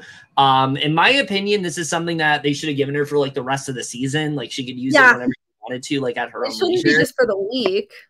Yeah, because they don't even bring it up, and it's like if she would have done that and they didn't even talk about it, would have been like that was also an afterthought. Yeah, again, the other thing that doesn't make sense to me is it's like you had someone gone from the you had someone gone from, you know, when nominations were made, you had someone gone from when the veto ceremony was going on. Why don't you also have someone gone during the eviction? Like have someone not be able to vote? Like that would be so exciting. And I don't know why they didn't do that. So, you know, the twist is basically over at this point because we don't see anyone else get taken away to the nether region. So yeah. Thoughts on this twist overall? It was okay. It just really should have been like developed way better. Yeah, it's too like inoffensive to get like super mad at, but like similar to most twists, they just need to like rethink certain things for it. Yeah, similar to most twists in like BBUS, it just wasn't thought out very well. A lot of it just didn't really make very much sense. It didn't seem to matter like who was saved and who wasn't. Like could have been so much more that they did to this, and they just didn't think about it. I feel like every opportunity Big Brother has to like have like a real like spicy twist that's actually very exciting, they just do everything they can to make it boring. So, and this is the perfect example of that. So yeah, game-changing twist, very much not, as we suspected. Oh, definitely. So yeah. Hisam then talks to Reilly and he says that he knows that she was laying low a little bit, and she tells him that she wanted to lay low and kind of gather her thoughts. She wanted to see where he was at with the veto and if there's anything that she could do. And he tells her that getting any more blood in his hand would be a little unwise because he doesn't need to make a new enemy. And he says that it's like all roads kind of lead to leaving things the same. And she tells him that she respects that. And she didn't come up to the HOH room expecting a miracle. And he tells her it would be likely at the veto meeting that he tells people that she's his target and he would like their help in evicting her. And he thinks that you make one small mistake and that could be your undoing, which sucks. And she tells him that she won't bug him anymore, which he says that she isn't. And they do hug it out. And she does not like the way he's talking to her. It really is infuriating her. She honestly hopes he puts on some sort of theatrical performance at the veto meeting just so people see that's your king. She doesn't recall someone ever doing that and it turning out well for them, which she's wrong about that. There are plenty of instances of people being really fucking flashy in their speeches. Example, like a Godfrey and BB Can. He was like super cocky and he ended up being saved over which again, I haven't seen that season, but I just know that that's like a very iconic moment. So yeah, I mean, that's like the perfect example where it's like, that's not always the case, but I mean, yeah, let's get into the veto meeting because this is the other part of the episode that just really pisses me off. It annoys me so much. Time for the veto meeting. Hisam says he decided not to use power veto, and he tells Reilly that he loves her, but that she's his target. She mentioned his name, and he thinks her HOH reign caused the house to split prematurely. He hopes his house guests will help him vote Reilly out and give them all an opportunity to reestablish relationships and figure out that who they want to be aligned with. And on its own, that's okay.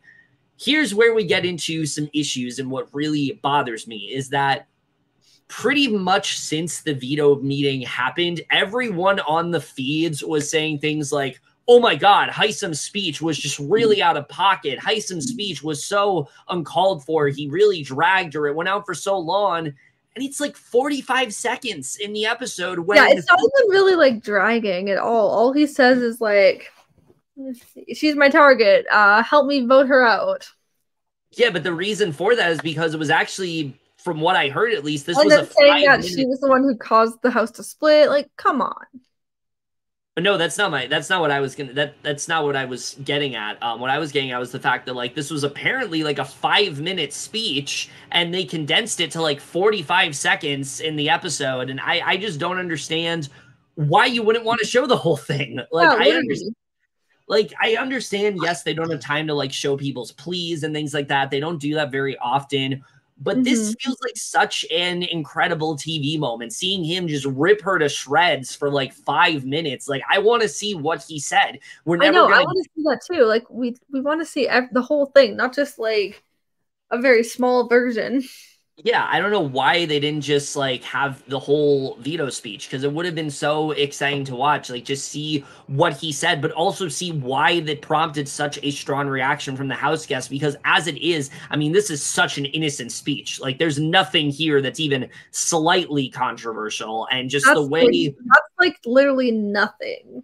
Yeah, the way everyone talks about it, I feel like there was a lot more that was said that we just didn't get to see. And it annoys me that they didn't show that, because I think it would have been really exciting and spicy. But unfortunately, all we have to go off of is a 45-second speech and everyone's saying, oh my God, this is like the worst thing ever. So yeah, I mean, it doesn't work. It doesn't work. Like it doesn't work at all. Nope. I think especially like years from now, if someone watches this season and they see that part, they're gonna be like, what are they so riled up about? It was such a short speech. It's like, because it was a lot longer and they cut it down. So this is what I'm talking about. Like, I don't know who's editing the show, but like, why did you only show like 45 minutes? I understand you can't show the whole thing. Show like 2 minutes, 3 minutes of it. Like, yeah, like at least show some, like not just that. Yeah, just really show like why this was so bad, why he went so far, because I don't feel that at all here. Like, yeah, he was direct, and we don't see that a lot in veto speeches, but like this was nothing, like generally nothing. So yeah, I mean, I would say this was like on the level of like Turner's speech when he nominated Amira. Like that's what this was to me. So, yeah. Or like Michael's speech when he nominated Daniel last season. Like there just wasn't much to this at all. So yeah, it just doesn't work. So Hisam does say, though, that nothing in his speech was untrue. He's not going to pretend. He won't pretend with her because she needs to learn this lesson, which if you're going to be careless, then you have to accept accountability and the consequences of these things. Shot fired, gets shots responded to. And that's an iconic moment, I will say. I think when we look back at this season, I think that confessional is going to be one that people go back to because it is a very, like, it is a very, like, exciting moment from him for sure.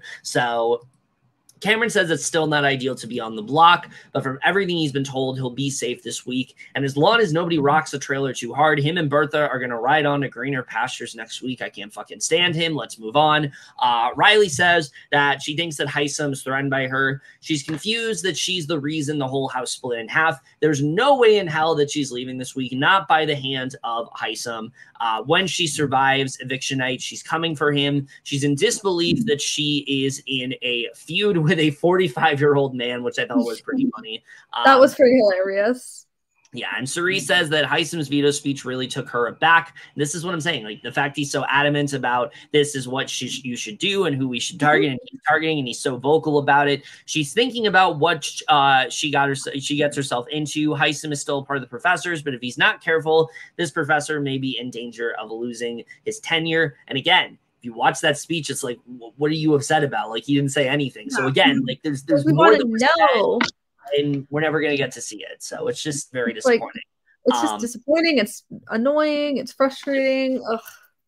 Speaking of frustrating, let's talk about episode 7, because there was a lot I feel like writing on this episode. Because here's the thing the show has not told you is that everyone knows that a vote flip was going on. I'm sure people heard about it circulating through Twitter and things like that. What the show doesn't tell you is that this did not start after the veto ceremony. Cirie was pretty much concocting this throughout the week. She was saying that, like, Cameron should go. She was talking about Cameron's connection to Red and how scared she was of bats. And she was asking people how they felt about Cameron and that she was worried about him. So this was a plan throughout the entire week to, like, maybe make Cameron the target. Even though Hisam wants Cameron to go, it wants Reilly to go, maybe Reilly doesn't have to go here. And again, I don't understand why they left all of that for the Thursday episode, because while we get a good gist of what was happening, it still feels like there's a lot that we didn't get to see that I would have loved to get to see that we did hear about on the feeds. So yeah, it's just like really like disheartening in that sense, because like we only got to see like certain parts of what happened. Yeah, exactly. Yeah, so let's get to Thursday's episode, though. So Hisam talks about his veto speech and says that Reilly is spearheading the other side of the house and has personally said that she was going after him and they all need to get her out. Reilly says that she is Hisam's target, and he straight up singled her out in front of the entire house, which is really bold of him, because anyone knows knows who she is, and she has so much in her to not give up her whole life. She's never given up, and she won't let him do this to her. Cameron is not happy to be on the block and next to one of his best friends, which is so creepy if you know how Cameron has talked to Reilly on the feed, which the show also has not shown. It's fucking weird, and I'm glad that one of them left this week so we don't have to see that dynamic anymore, because I'm not a fan. So weird. Yeah. He thinks based on Hisam's speech that he needs to just lay low and keep his head above water. And Jag says that Reilly and Cameron are both in their alliance, but Reilly is the one they all want to keep. He's hoping that Reilly can stay and he and his alliance can pull it off, but also needs to pull someone else in to make sure it happens. Otherwise, they have all blindsided themselves. So Izzy and Cirie, who I'm really glad got more screen time, let me just say. Izzy, this is probably the most screen time she's had in an episode, and it's great because... Izzy was like purpled on the episodes, and now she's getting more finally. Which is so weird because she's such a huge character on the feeds. Like it's like a completely different Izzy all around. But she's so messy and cracked. Yeah, like she doesn't stop. But on the feeds, you would think she's like not doing much. So Izzy and Cirie are not happy about Hisam's speech, and Cirie thinks that he's sketching everyone out and it wasn't good what he did. Izzy says that it was a lot, and she's not usually shook by stuff like this, but this was huge, and she thinks that his speech was extra, and though he wants the house to vote Reilly out, it's forcing a lot of sympathy for her, but ultimately she's a strong player that has to go in order for her to further her game. So Cirie then says that Reilly promised her and Felicia protection in week 1, which she kind of honored. So she in turn said that they have each other and she would love to keep her word and give Reilly her vote, but that would require her to cross Hisam and her alliance, so she doesn't know if it's the best thing for her game. Again, what frustrates me is that they leave out the reason that she wanted Cameron to go. It's not just, oh, Reilly made this promise to me. That's just a piece of it. The real like the bare minimum. Yeah, the real reason Cirie wanted Cameron to go is because of his connection to Red. Because, like I said, Red pulled Cameron into the professors without anybody say so. And Cirie's like worried that Red is going to end up picking, Cameron over them, which is a completely valid concern. So, and the show just leaves that out for some reason, which would have been really exciting to watch. So I just don't understand it. But so Matt and Cirie hug, and he lets her know he really appreciates what Reilly has done for him. He tells her that she's really gone out of her way, and Cirie says that she gets it and has no reason to want her out because she's been nothing but kind to her, and Felicia tells him that nothing is set in stone yet, and there's a lot of game left till Thursday. She just needs to have more conversations with people, and my God, does she. The episode does. Oh my God. The episode does not do enough justice, honestly, for how much talking Cirie we should probably get back to this question. Yeah, I want to hear your thoughts so far. What do you think about Cirie's gameplay so far as a big player? I think she's in a good spot because a lot of people trust her, especially obviously an Izzy, a Felicia, a Bowie, obviously Jared and others. But I sometimes I do think she needs to just chill a little bit. Because she's also, obviously, her and Felicia and Izzy do not stop. Oh, no. They always She just needs to kind of, just vibe a little bit, just chill, just kind of tone it down so she doesn't make herself a huge target. Yeah. But I think it's fine for now. I do see her at least making Cirie. Yeah, no one's coming for any time soon. I don't think, I don't know. I feel like she's at least making, Final 6. Yeah, I think so. I think she's at least going to go that far. Yeah, just hopefully she doesn't make herself this big target and spiral. But I think she's doing very well so far, and I'm very proud of her because she's a legend. Yeah, this is my opinion on it. And look, this is someone that has not watched her Survivor season, so take this with a grain of salt. I've seen some people theorize this on Twitter, and I'm going to agree with it. I think what we're seeing with Cirie is kind of how she always played, but just not the way they edited her on Survivor. I think this more like very just hyper crack side of her that's always just like very messy, always thinking through all these crazy scenarios. I feel like she's always played this way. I think that, again, they didn't show it on the show. And I think that's why people are so like surprised by it. Cause it's like, oh my God, we never saw this side of Cirie before. She's always been like very level headed, but it also could be that she's aligned with people who are extremely messy to the point where they will literally just say anything at the drop of a hat. There are so many instances where they're like, we're going to do this on Thursday. They do it an hour later. Like they do this like all the time. I know. And so I feel like with Cirie, the thing is like, yes, she's messy, but so is like basically everybody. And so I feel like literally like this whole cast are chaotic and messy. Like they put such a good cast together. And I've always said, well, aside from he who must not be named, but yes. We don't discuss that. We don't need to give him any more publicity. He's already done enough, and he's fucking loving every second of it. So we're not even going to talk about him. He's a loser. He can go. Yeah, in terms of Cirie, like I've always said that you have to play to your cast strengths, and you have to make sure that you are playing the game that makes the most sense with your cast. And I think Cirie is doing that. Yes, it's not clean. I wouldn't in any way say that this is like top tier strategy or anything like that. Like she's had some great moments for sure. But I wouldn't say it's like a clean, game or anything like that. But I don't think anybody in the house is playing a flawless game. I don't think there's a single person here who hasn't done something that is just so incredibly insane. And it's like, why would you do that? Yeah, literally nobody's playing a perfect game. No, and I think I've seen people compare this to like the BB Can 9 cast. I think that's a very apt comparison because looking back, nobody really played that great of a game except maybe Tyshawn. That's the only person who like really played like a fantastic game that season, and he ended up winning. So yeah, I mean, that's really my opinion on this whole thing is that yes, I think she's very messy, but I also think it's like this is the cast she's with. Everybody's like that. I think Izzy and Felicia's their sort of chaotic nature is rubbing off on her, but maybe also she's always played this way. So that's kind of where I'm at with her. She just plays super hard, which is not a bad thing. She just needs to kind of like tone it down a bit. Yeah, with that said, make no mistake, she's in the best spot in the house. Like nobody's coming for her anytime soon. She's aligned with everybody. I think Felicia's in a really good spot too. Yeah, both of them have done such a good job of just kind of working the house and nobody kind of realizing what they're doing. And also we stand older Black women dominating. Oh yes, we very much love that.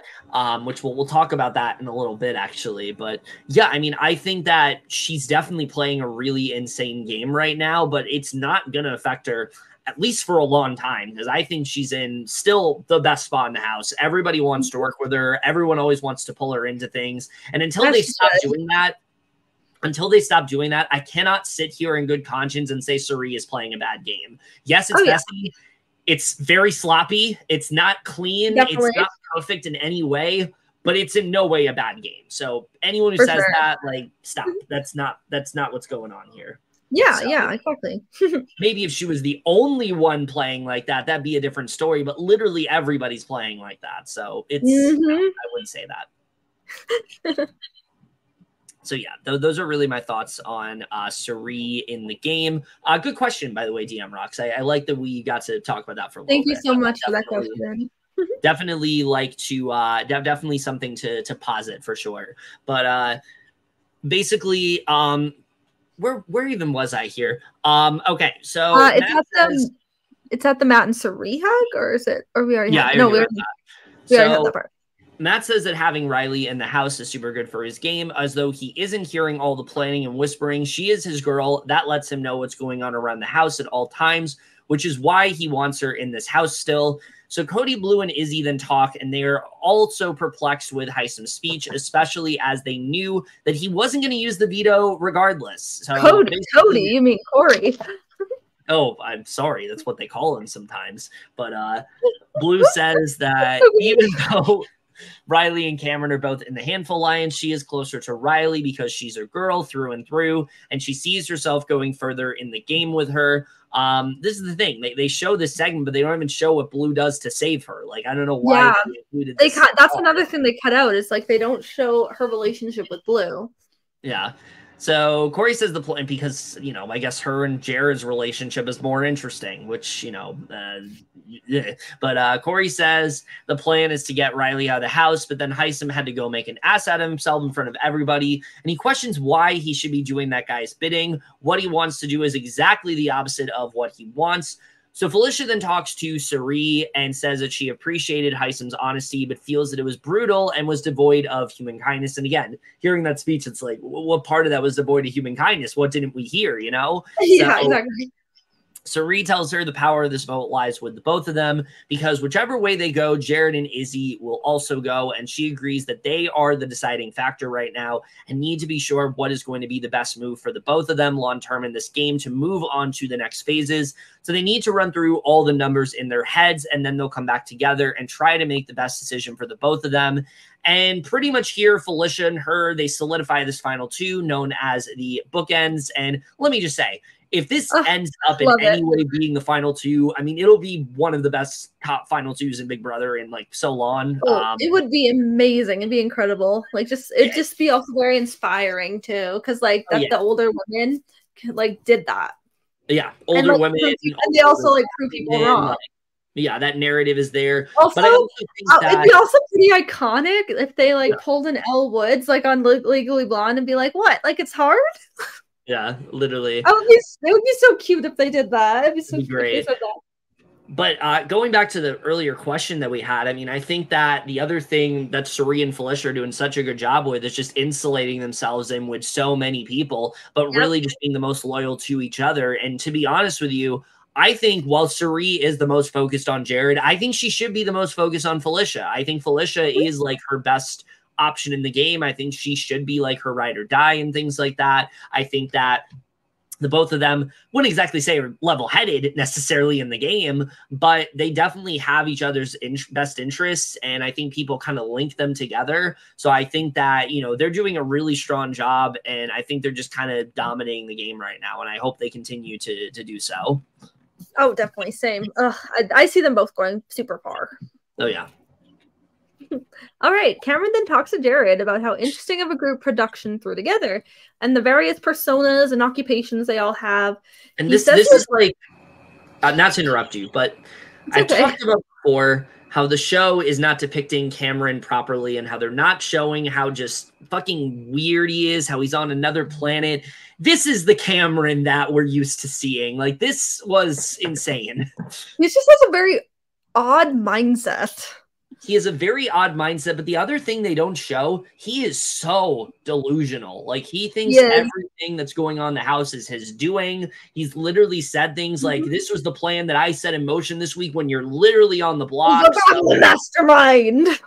Yeah, it's like... That sounded very angry. Think of, honestly, that wasn't whispery enough. I don't know if that was convincing. True. It's more like, I'm the mastermind. That's Cameron. He's basically, I guess, Raven, and he's like the Raven. Think of Pooch from last season, but like dialed up to 11. That's Cameron. Oh, Jesus Christ. Not Pooch. I don't even remember Pooch. I remember that he was really fucking cocky that he would survive against the winner of the season. So, in week 2. Woo! Haler karma. As she should. So he says he has a theory that's nuts, but when it's revealed, he will feel proud that he called it and says he thinks Felicia is the brother of Denzel Washington. Briefly forgetting what show he's supposed to be on for a second, which Jared is completely stunned by this comparison. Yeah, you could see Jared was like so worried. Like he's like, "Oh God, is he about to figure it out? Am I gonna have to tell him? Is this gonna be it for Cirie and I?" And then his reaction to this comparison was like the funniest thing. Yeah, this is like the most like batshit sort of realization he could have come to. I don't know where he even thought this. Like, you're not on claim to fame. I hate to break it to you, but like, this is Big Brother. This is not claim to fame. Yeah, just also, I will say, I don't like dislike Jared. Like, I think he is really funny. Like, he has some funny one-liners. It's just I don't like certain comments he makes. Yeah, and then that doesn't really pertain to this week necessarily, but I think that's something we'll dive into in the next video for sure. Because not great. Yeah. Cameron says that things have happened before, remembering Frankie Grande being the brother of Ariana Grande, and so he feels it's not a far-fetched theory. However, he does say if they're not related, he'll buy everyone drinks. I think you're going to be buying a lot of people drinks after the season, Cameron. I gotta tell you. You're gonna go to Nashville. You're gonna go to Reilly's bar and no. Stay away from her. Like everyone else. They're all gonna go have like a party at her bar, and she gets everyone drinks, and he gets everyone get drinks. Yes, but not me almost calling Cameron a she. He can do that, but also like stay like I don't know, like 60 inches away from Reilly. That would be great. Yes. Like just have her like chuck the drink at you, like literally. Yeah, maybe just like have her pour a drink on his head. Yeah, but I mean, super funny. No, literally just throw like it's a fucking football, like, and then you can catch the drink, and then you don't even have to interact with Reilly for the rest. of the just have him sit everyone else. Just have him sit by the door. Yeah, literally, just like away from everything else. Get him away from Reilly. Jared asks what makes him say that, and Cameron says he's a big Denzel fan, but not big enough to read through his bio and know his family members, but the mannerisms and the way he forms words is uncanny to him. I mean, pretty much everything he said is discredited when he's like, oh, I didn't really read his bio, but I'm a big fan of him. Like, okay, sure. Like, sure, sir. Get some sleep. Yeah, go to bed. Yeah. This is like a grandpa go to bed moment. Jared says they got past that one. It's perfect and cool with him that Felicia has a brother that's famous as long as it's not about him and his mama.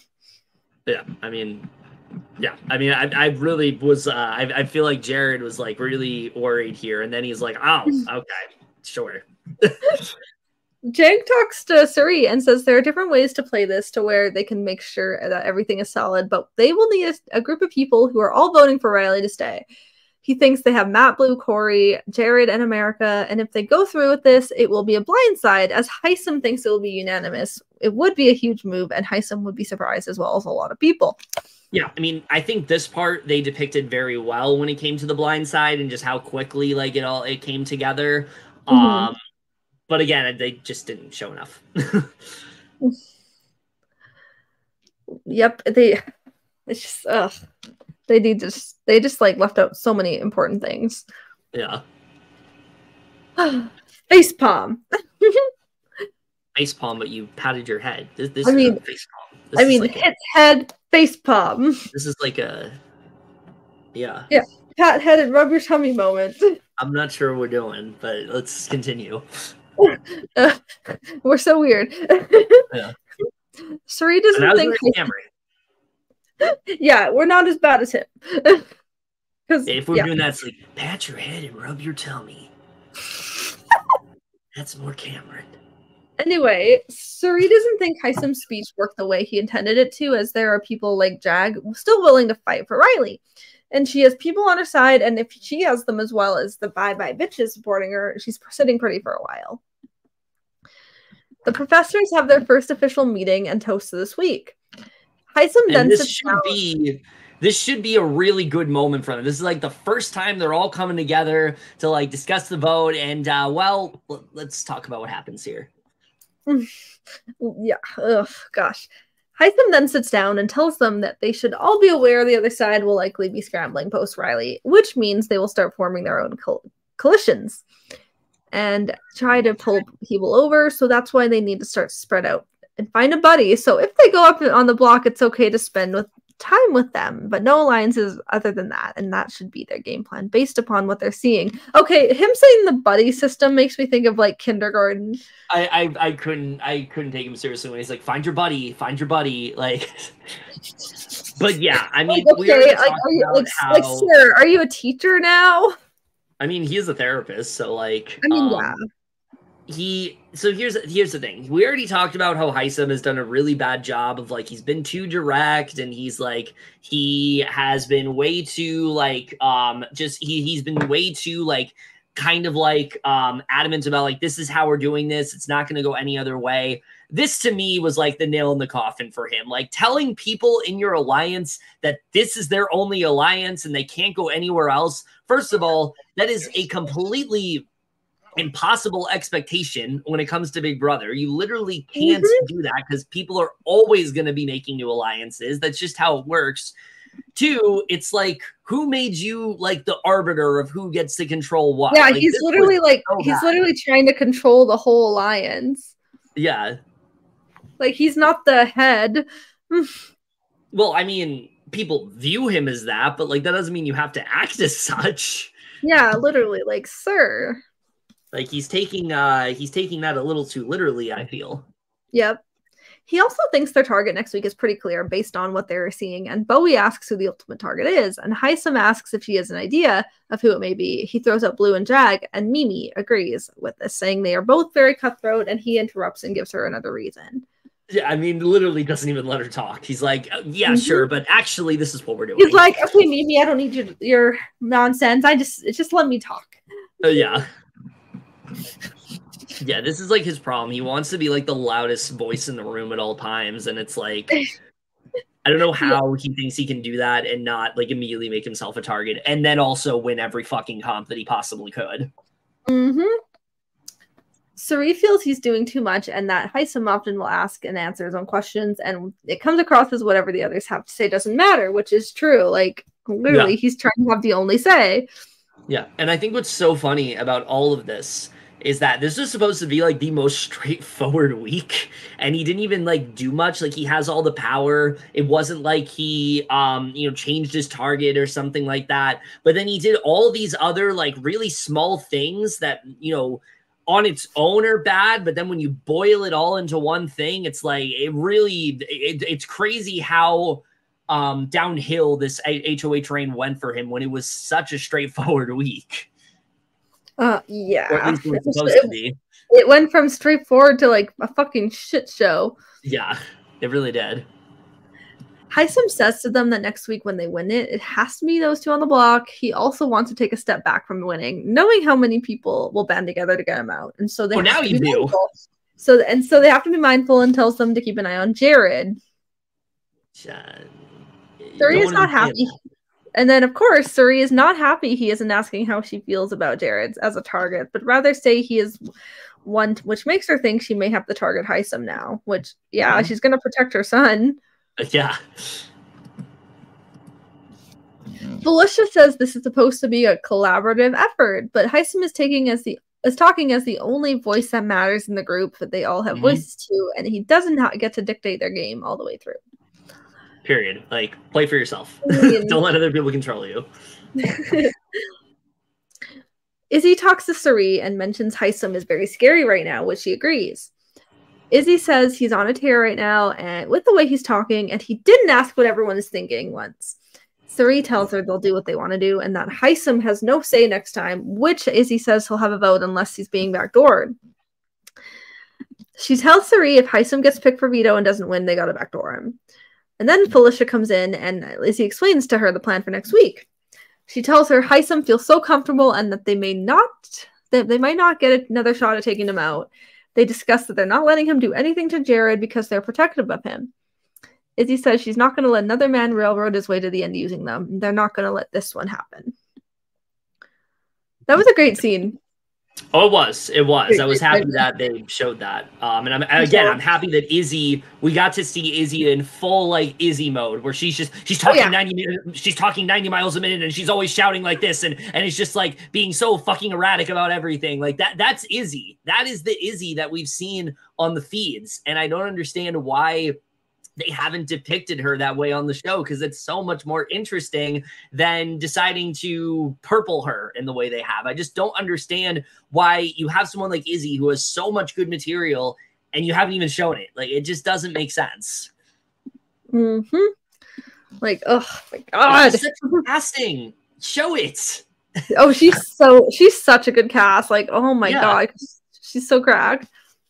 She's out of her mind, but yeah. Oh yeah, she's like, she always loses her mind, but she's so good. Yeah.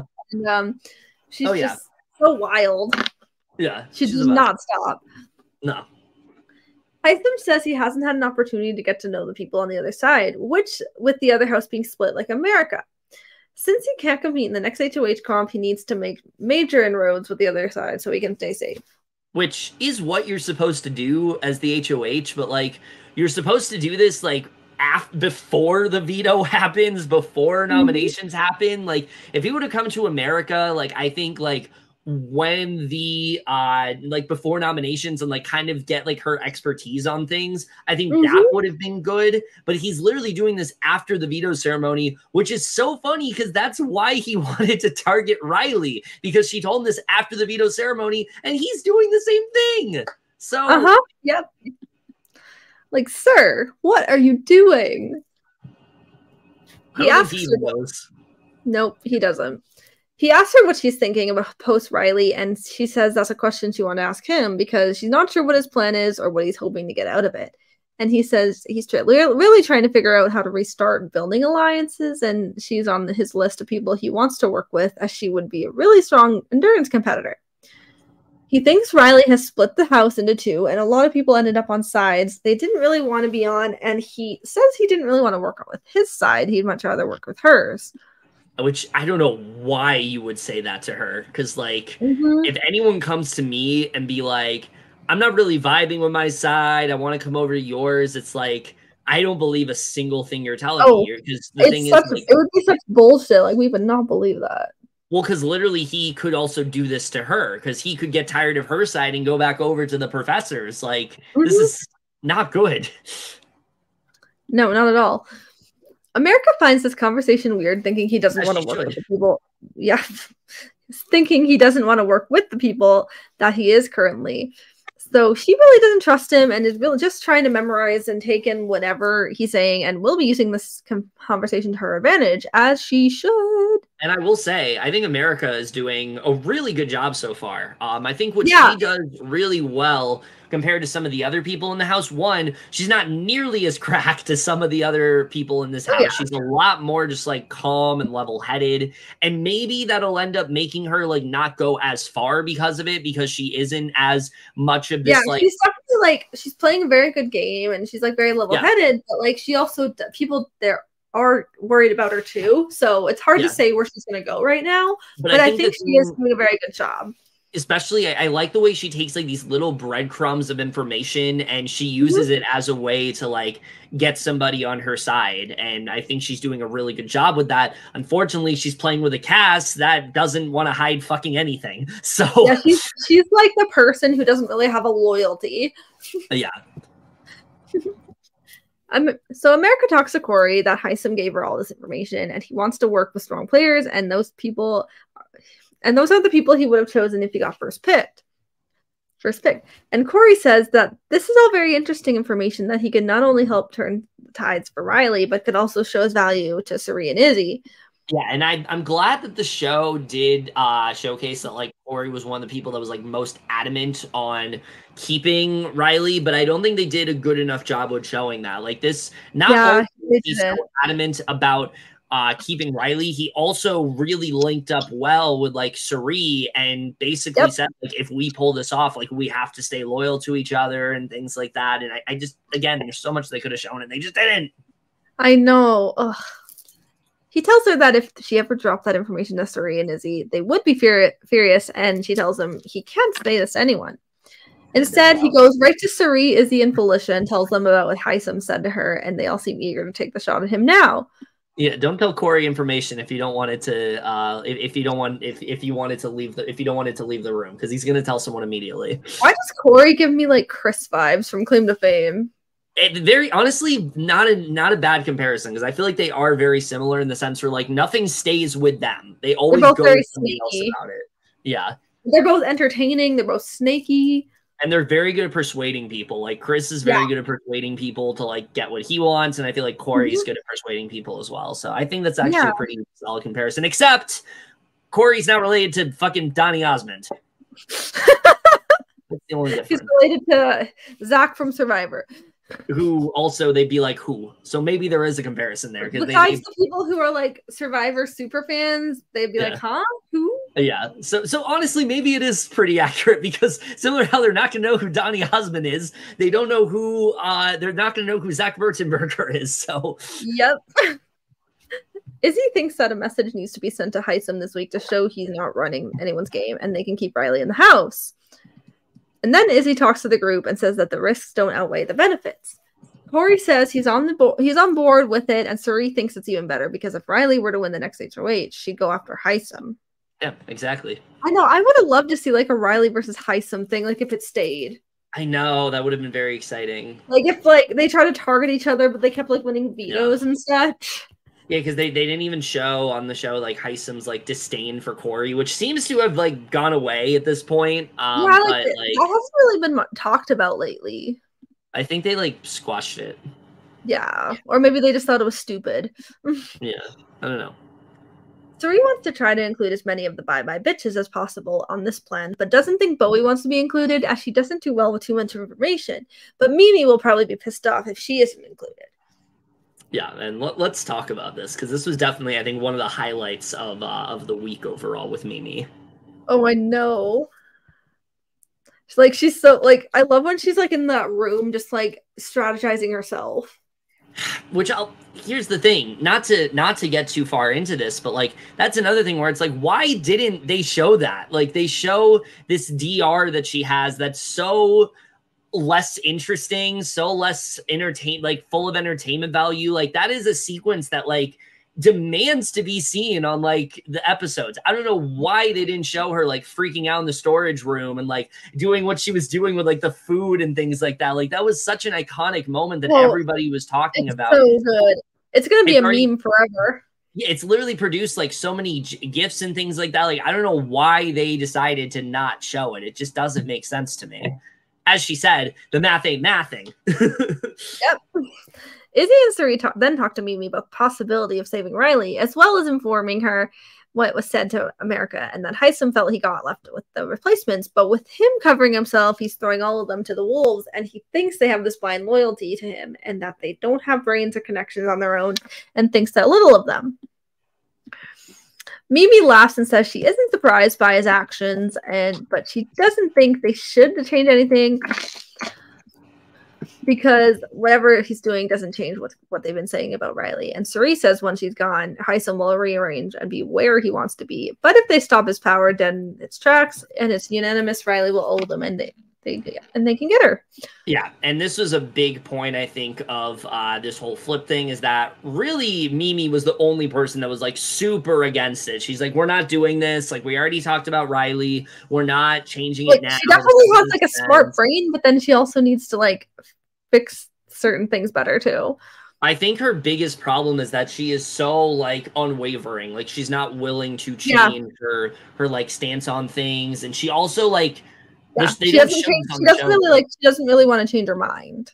And she's also so undyingly loyal to that side. Like she's not willing to talk to the other people when Cirie, Izzy, and Felicia are always talking about Mimi and how they can't trust her and how she's playing the middle and things like that and how she's not somebody that's going to stay long with them. So like she really needs to start talking to other people, and she's not doing that. And I think it's going to be her downfall in this game. So I don't know. Yeah, I mean, I don't see her leaving yet, but it's hard to say where she's going to go. Like at this point, she's kind of like a wild card in that sense. I think she's going to get like early jury. I kind of want to see her win HOH. That'd be interesting. I don't know what she'd do. Yeah. Yeah. I mean, I've heard a lot of people compare her to like Devon and like Big Brother 18. And I do think that's very similar because I think like Devon had such tunnel vision that season. And I think we don't want Mimi to be first juror. I don't think she's gonna be first juror, but I think that is gonna be like her downfall. So yeah, we'll see. Great TV all around. Like she's such an iconic character, but like she's definitely making jury. And she's definitely level-headed, but I think in a cast that is like this, I don't think it really benefits her. Yeah. Mimi says she gets that Hisam needs to go, but she doesn't think keeping Reilly is the answer to that. The math isn't mathing for her. She also doesn't know if she's willing to die on this Reilly hill, especially if everyone else she's working with is strongly considering this. She is stressed. Yeah, like I said, there's a much more entertaining and fun version of this scene that they for some reason didn't show. I don't know why they showed this DR. It was so much more watered down. It was so much less uninteresting. Just who is editing the show this season? Like, I need to know. Stop. Somebody who is just very half-assed. No, someone who clearly like falls asleep on the feeds and just clips like some things and doesn't like to show like actual entertainment value. Like he wants us to be a show we watch before we sleep. Like that's their motto is like they want this to be a show that puts us to sleep because this is just so much more boring compared to what actually happened. Like, I don't get it. I don't get it, Allie. Yeah, literally. Ugh. They're like literally saying like they're trying to make this like a before we sleep show. Yeah, really. So Izzy says now that he thinks he can get Reilly out, he can actually build the army he wants and not the ones he was stuck with, and he'll take all of them out.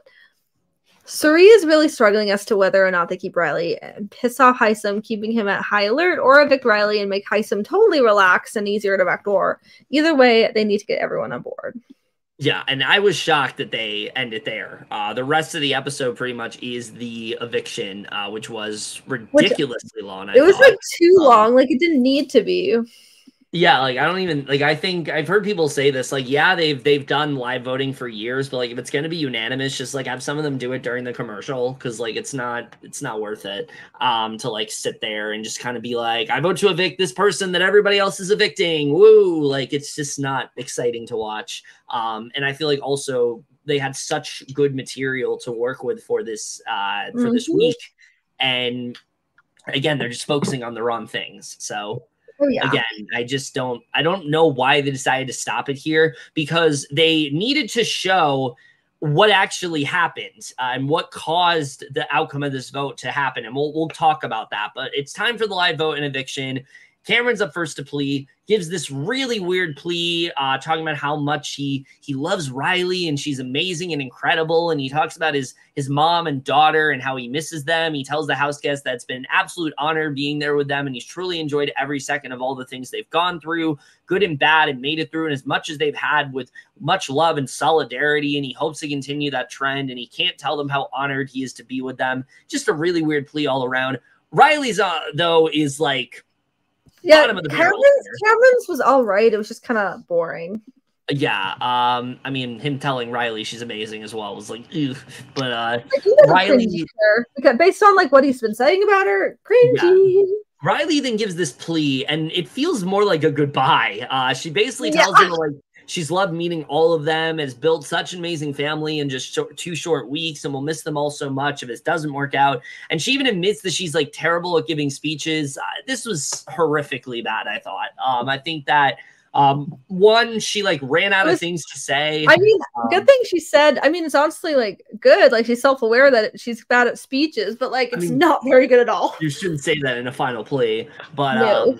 Like you should just say like she should say like why they should save her. Yeah, like here's the thing. Like most of the time, final pleas don't do shit on Big Brother. At least I don't usually see them be like a factor in why. I don't think. Yeah. Has there been a chance? I'm trying to remember if there's been like a final plea that saved somebody. No. I don't think so. No, it hasn't. Yeah, I don't think so either. I'm just trying to remember. Like people have said they've given really good speeches, but like they've already like made up their mind and like it wasn't enough to like sway them.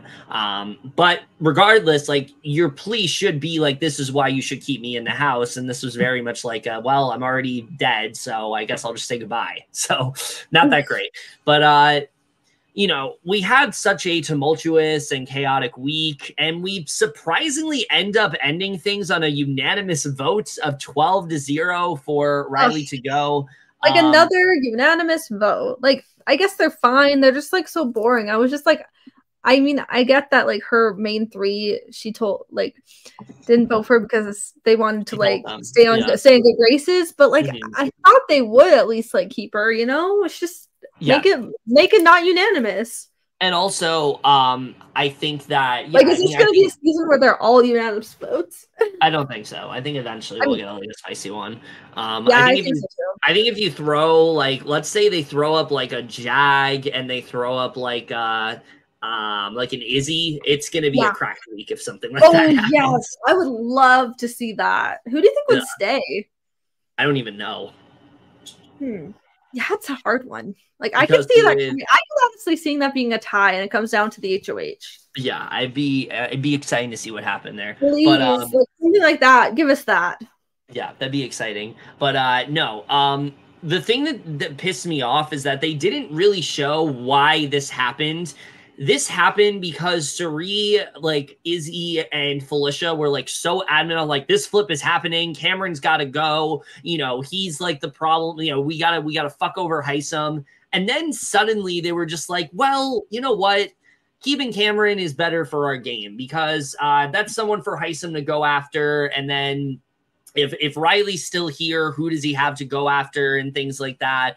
And instead of them like just like gradually trying to flip things in the other direction, they tried to undo everything they did in like the same night, which is insane. And somehow it actually like worked for them. But then you had someone like a Jag, like a Blue, who were still trying to fight for Reilly. I think they even said they were going to make like campaign posters for her and things like that. So yeah, again, I mean, there's so much they could have shown of how this like flipped back and things like that, but unfortunately that was not the case. It was like such a messy vote. Like it kept on flipping and it was, oh my God, flip-floppy. Yeah, it was very flip-floppy and it was very exciting, but unfortunately I just wish we got to see more on the episodes. Me too. But we get to Reilly's interview, and Julie asks her why no one came through for her since she worked hard to get the votes to stay. Reilly talks about there's a lot of fear going on in the house right now, and she says that she definitely had her core alliance that was rooting for her, but it was really hard to gather those votes because they were so divided in the beginning that people were afraid to flip to the other side. And when she found out at the end that the plan might not be working out, and when she says the end, she means it. Like, they were still talking about the vote like 3 hours before eviction. So, yep. They like did not stop that round. Oh my God. Yeah. She told her alliance to not blow up their game by voting for her, and Julie tells her that she was clearing Hisam's target from the minute he became HOH and asked why she thinks he viewed her as such a threat. She thinks that the first week was definitely more intense than anyone anticipated, and that her being in the HOH room definitely put a target on her back, that they quickly assembled an 8-person alliance, and then there were 8 people outside of that alliance that quickly assembled as well. She thinks that when she viewed Hisam, she saw someone who was a really strong game player and would probably look at her as a really strong game player on the other side of the house. And in her head, she said that he might come for her, so maybe she should come for him. And then he heard that she was going to come for him, and now he came for her. And then Julie drops a bomb about the secret relationship in the house. And I will say, Reilly's reaction was way more exciting, I think, than Kirsten's. Yeah. Like, Kirsten's was, but just... Like, I like Kirsten. She just was kind of, like, just dry and bland in a way. Yeah, Reilly's reaction... With, like, some of her reactions and things she said, like, in the DRs and stuff, she's just kind of bland. Not great. But, I mean, she seems like a very nice person, but yes. Oh, yeah. Very nice person overall. Yeah, I don't think she's necessarily like made for Big Brother and things like Big Brother's definitely not something she would be good. It's not good for. Yeah. But basically Julie drops the bomb about the secret relationship. She at first thinks she's talking about Jared and Blue, which should be a blindside to the viewers because they have shown nothing of that before this. So I feel like casual viewers who watch this are like, I will say with them liking each other, they haven't like kissed or anything. They've just literally like just flirted. They're going to do a lot more than kissing, I think, soon, but we'll see. Yeah, we'll see.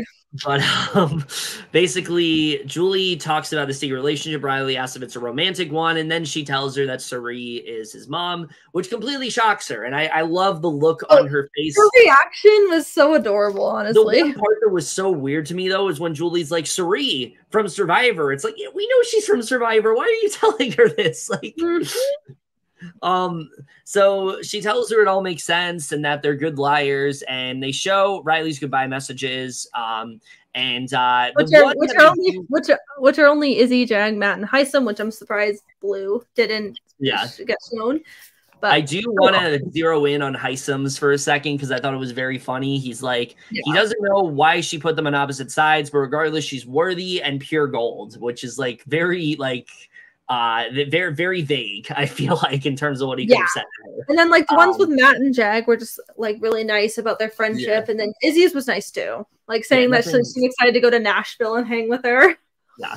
So before we get into the end of this, though, let's talk about Reilly for a second, because I think when we saw Reilly's HOH week, like last week, I think we knew that like she wasn't going to go like super far because of like how much she was like messing things up. But I thought that there was maybe a path for her to sort of like regroup and kind of like, you know, turn things around, and that she had some inroads to, you know, survive. I never would have thought that she would have gone this early. I really just honestly like the like I thought she would be at least like first juror or something, but I thought she was going to go really far, or that too. But like I thought she was going to go really far just because like that kind of persona, and like someone like her, she's like very social, bubbly, and just gets along with anyone, who's also a good competitor. But like I was just like shocked that she ended up being second boot. But I mean, she kind of did it to herself. She did. Because here's the other thing that they didn't show. One, I mean, there's two other things that I wish they showed amongst a bevy of things. But, like, Reilly was campaigning, but it was mostly people campaigning for her. Like, Blue was campaigning for her. Jag was campaigning for her, and that really scared them. Cameron wasn't campaigning at all until, like, I don't know, like a few days, like the Wednesday before the eviction. So yeah, I mean, in that sense, I wasn't too surprised that she went, but I think I was still like holding out hope that no, Reilly can turn this around. I think she still has potential. I certainly wanted her to stay over Cameron, who I just don't really like watching. Just really weird personality all around, and just really kind of makes me very uncomfortable. It would have been way spicier if she stayed, because Cameron's just kind of boring. He only really has like red for like a person. Well, also just Hisam's reaction would have been really exciting to watch. Oh, but I know. It would have been so spicy if the vote flipped. Like, I was hoping she stays, but yeah, me too. I mean, I thought this was gonna. Yeah, I was hoping this would be like a like a Kyle style HOH in BB Can 10. I thought that's what was gonna happen here, but unfortunately, that was not the case.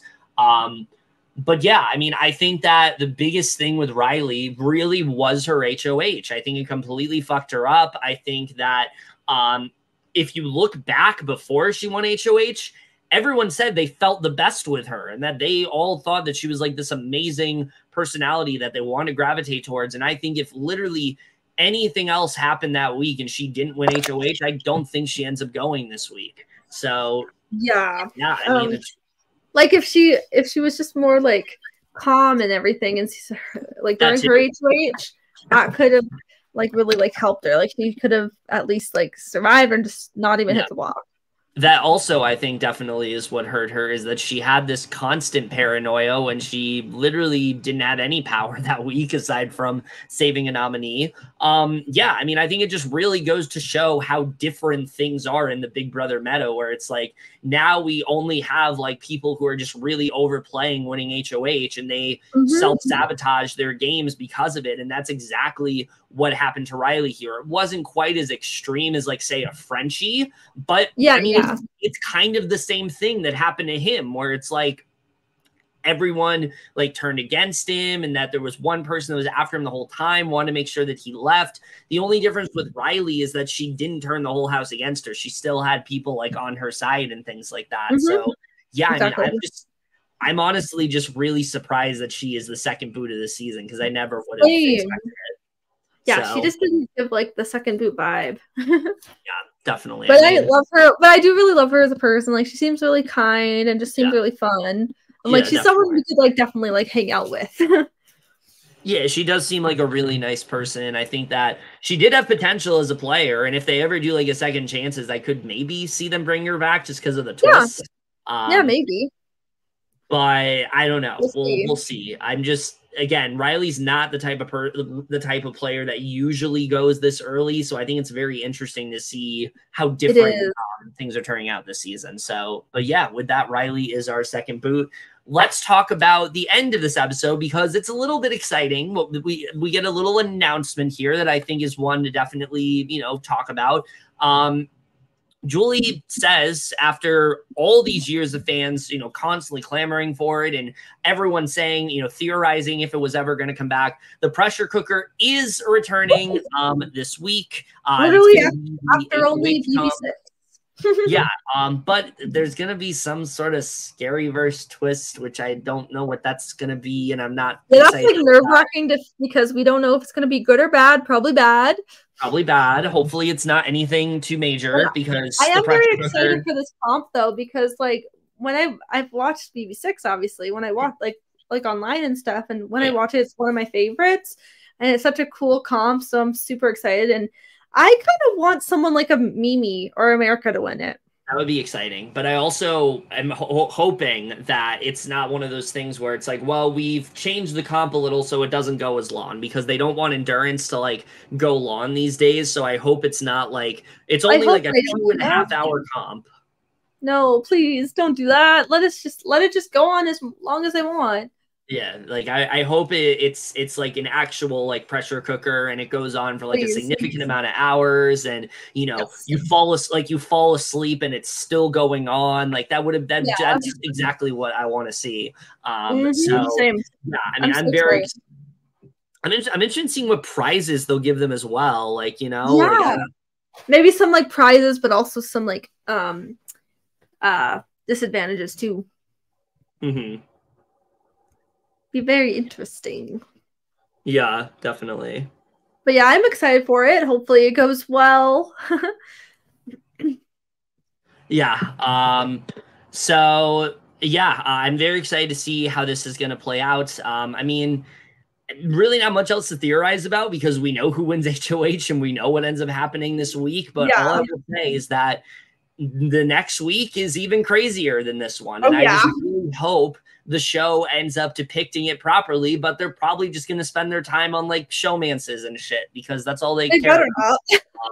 I mean, apparently they do in the latest episode. They spend like a significant amount of time on like Jared and Blue being in a showman's when they're not even in a showman's. So they're literally right now. They're literally just like a flirt man's. They're literally just horny. That's literally all it is. Yeah, like, they're like horny 20-year-olds. Yeah, that's what it is. They just want to like horny 20-somethings. Like they're just being themselves. Yeah. Even though we don't, spoiler alert, we don't like certain things that Jared says. Yeah. Which I don't. And also, I mean, and then obviously Blue's apparently likes toxicity. I mean, if she does, she does. You know. I mean. But her whatever floats her boat. Yeah, but other than that, I think that's all we have to say about this week. Once again, a 2-hour video because there's so much to talk about. So this is probably going to be every episode. I mean, we'll see. I think it's eventually going to settle down. I think once we get to jury and like there's less people, it'll probably get a little less. Yeah, less people for sure, and like things like that. Yeah. But with that said, obviously, and there'll be shorter episodes when there's like a double and stuff too, because when we only do like 2 episodes. Yeah. But with that said, we have some things to plug. I think if you want to go ahead and start. This week, stay tuned for Stars on Mars. And then we will, and obviously, one more episode after this. After this week's just one more, and then next week it ends on a strong note, but we'll see. Hopefully it's the strongest last time. And then next week we have the last 2 episodes of Claim to Fame. Yes, because obviously there's a week break. Fucking Bachelorette. I haven't even watched this season. I actually haven't really watched those shows or The Bachelorette in a few years or so. I didn't think we watched it in general. When did you watch it? I've seen like The Bachelor and Bachelorette like here and there. Like I've seen a few seasons, but like it's never been a show I'm like super consistent with. There's only been like a couple I've watched all of it or just watched bits and pieces. I'm going to make a very bold prediction that has never happened in The Bachelor before. They're going to break up in the next few months. Most of them do. Never happened. Anyway, and then stay tuned for BB25 week 3. Of course, which we might have our friend Casey guest. Yes, hopefully. We were gonna have her on this one, but based on just her working, we wanted to get it done. We're just gonna have her on the next week's episode because also it's probably gonna be spicier anyway. So having her on next week will be better. And then, of course, stay tuned for eventually our coverage of Secret Chef, The Traitors, Circle, The Mole, all that fun stuff. And then, of course, Survivor when it's back. Yeah, definitely. I'm very excited to very excited to talk about all those things. But other than that, I think that's pretty much it for this video. As always, comment down below, let us know what you guys thought of this week's insane week. Also, if you're watching the feeds, which, like I said, you should be, how are you feeling about how they're ending the episodes? Like I said, I'm still enjoying the episodes, but like I just feel like they are such a condensed and like basic version of like what's actually going on. It's not nearly as exciting to watch, and I think that's what's really like sticking out this season because the feed's been so good. But other than that, that's it for this video. Hope you guys enjoyed it, and remember, couples who podcast together stay together. We will see you guys later. Have a good day, guys.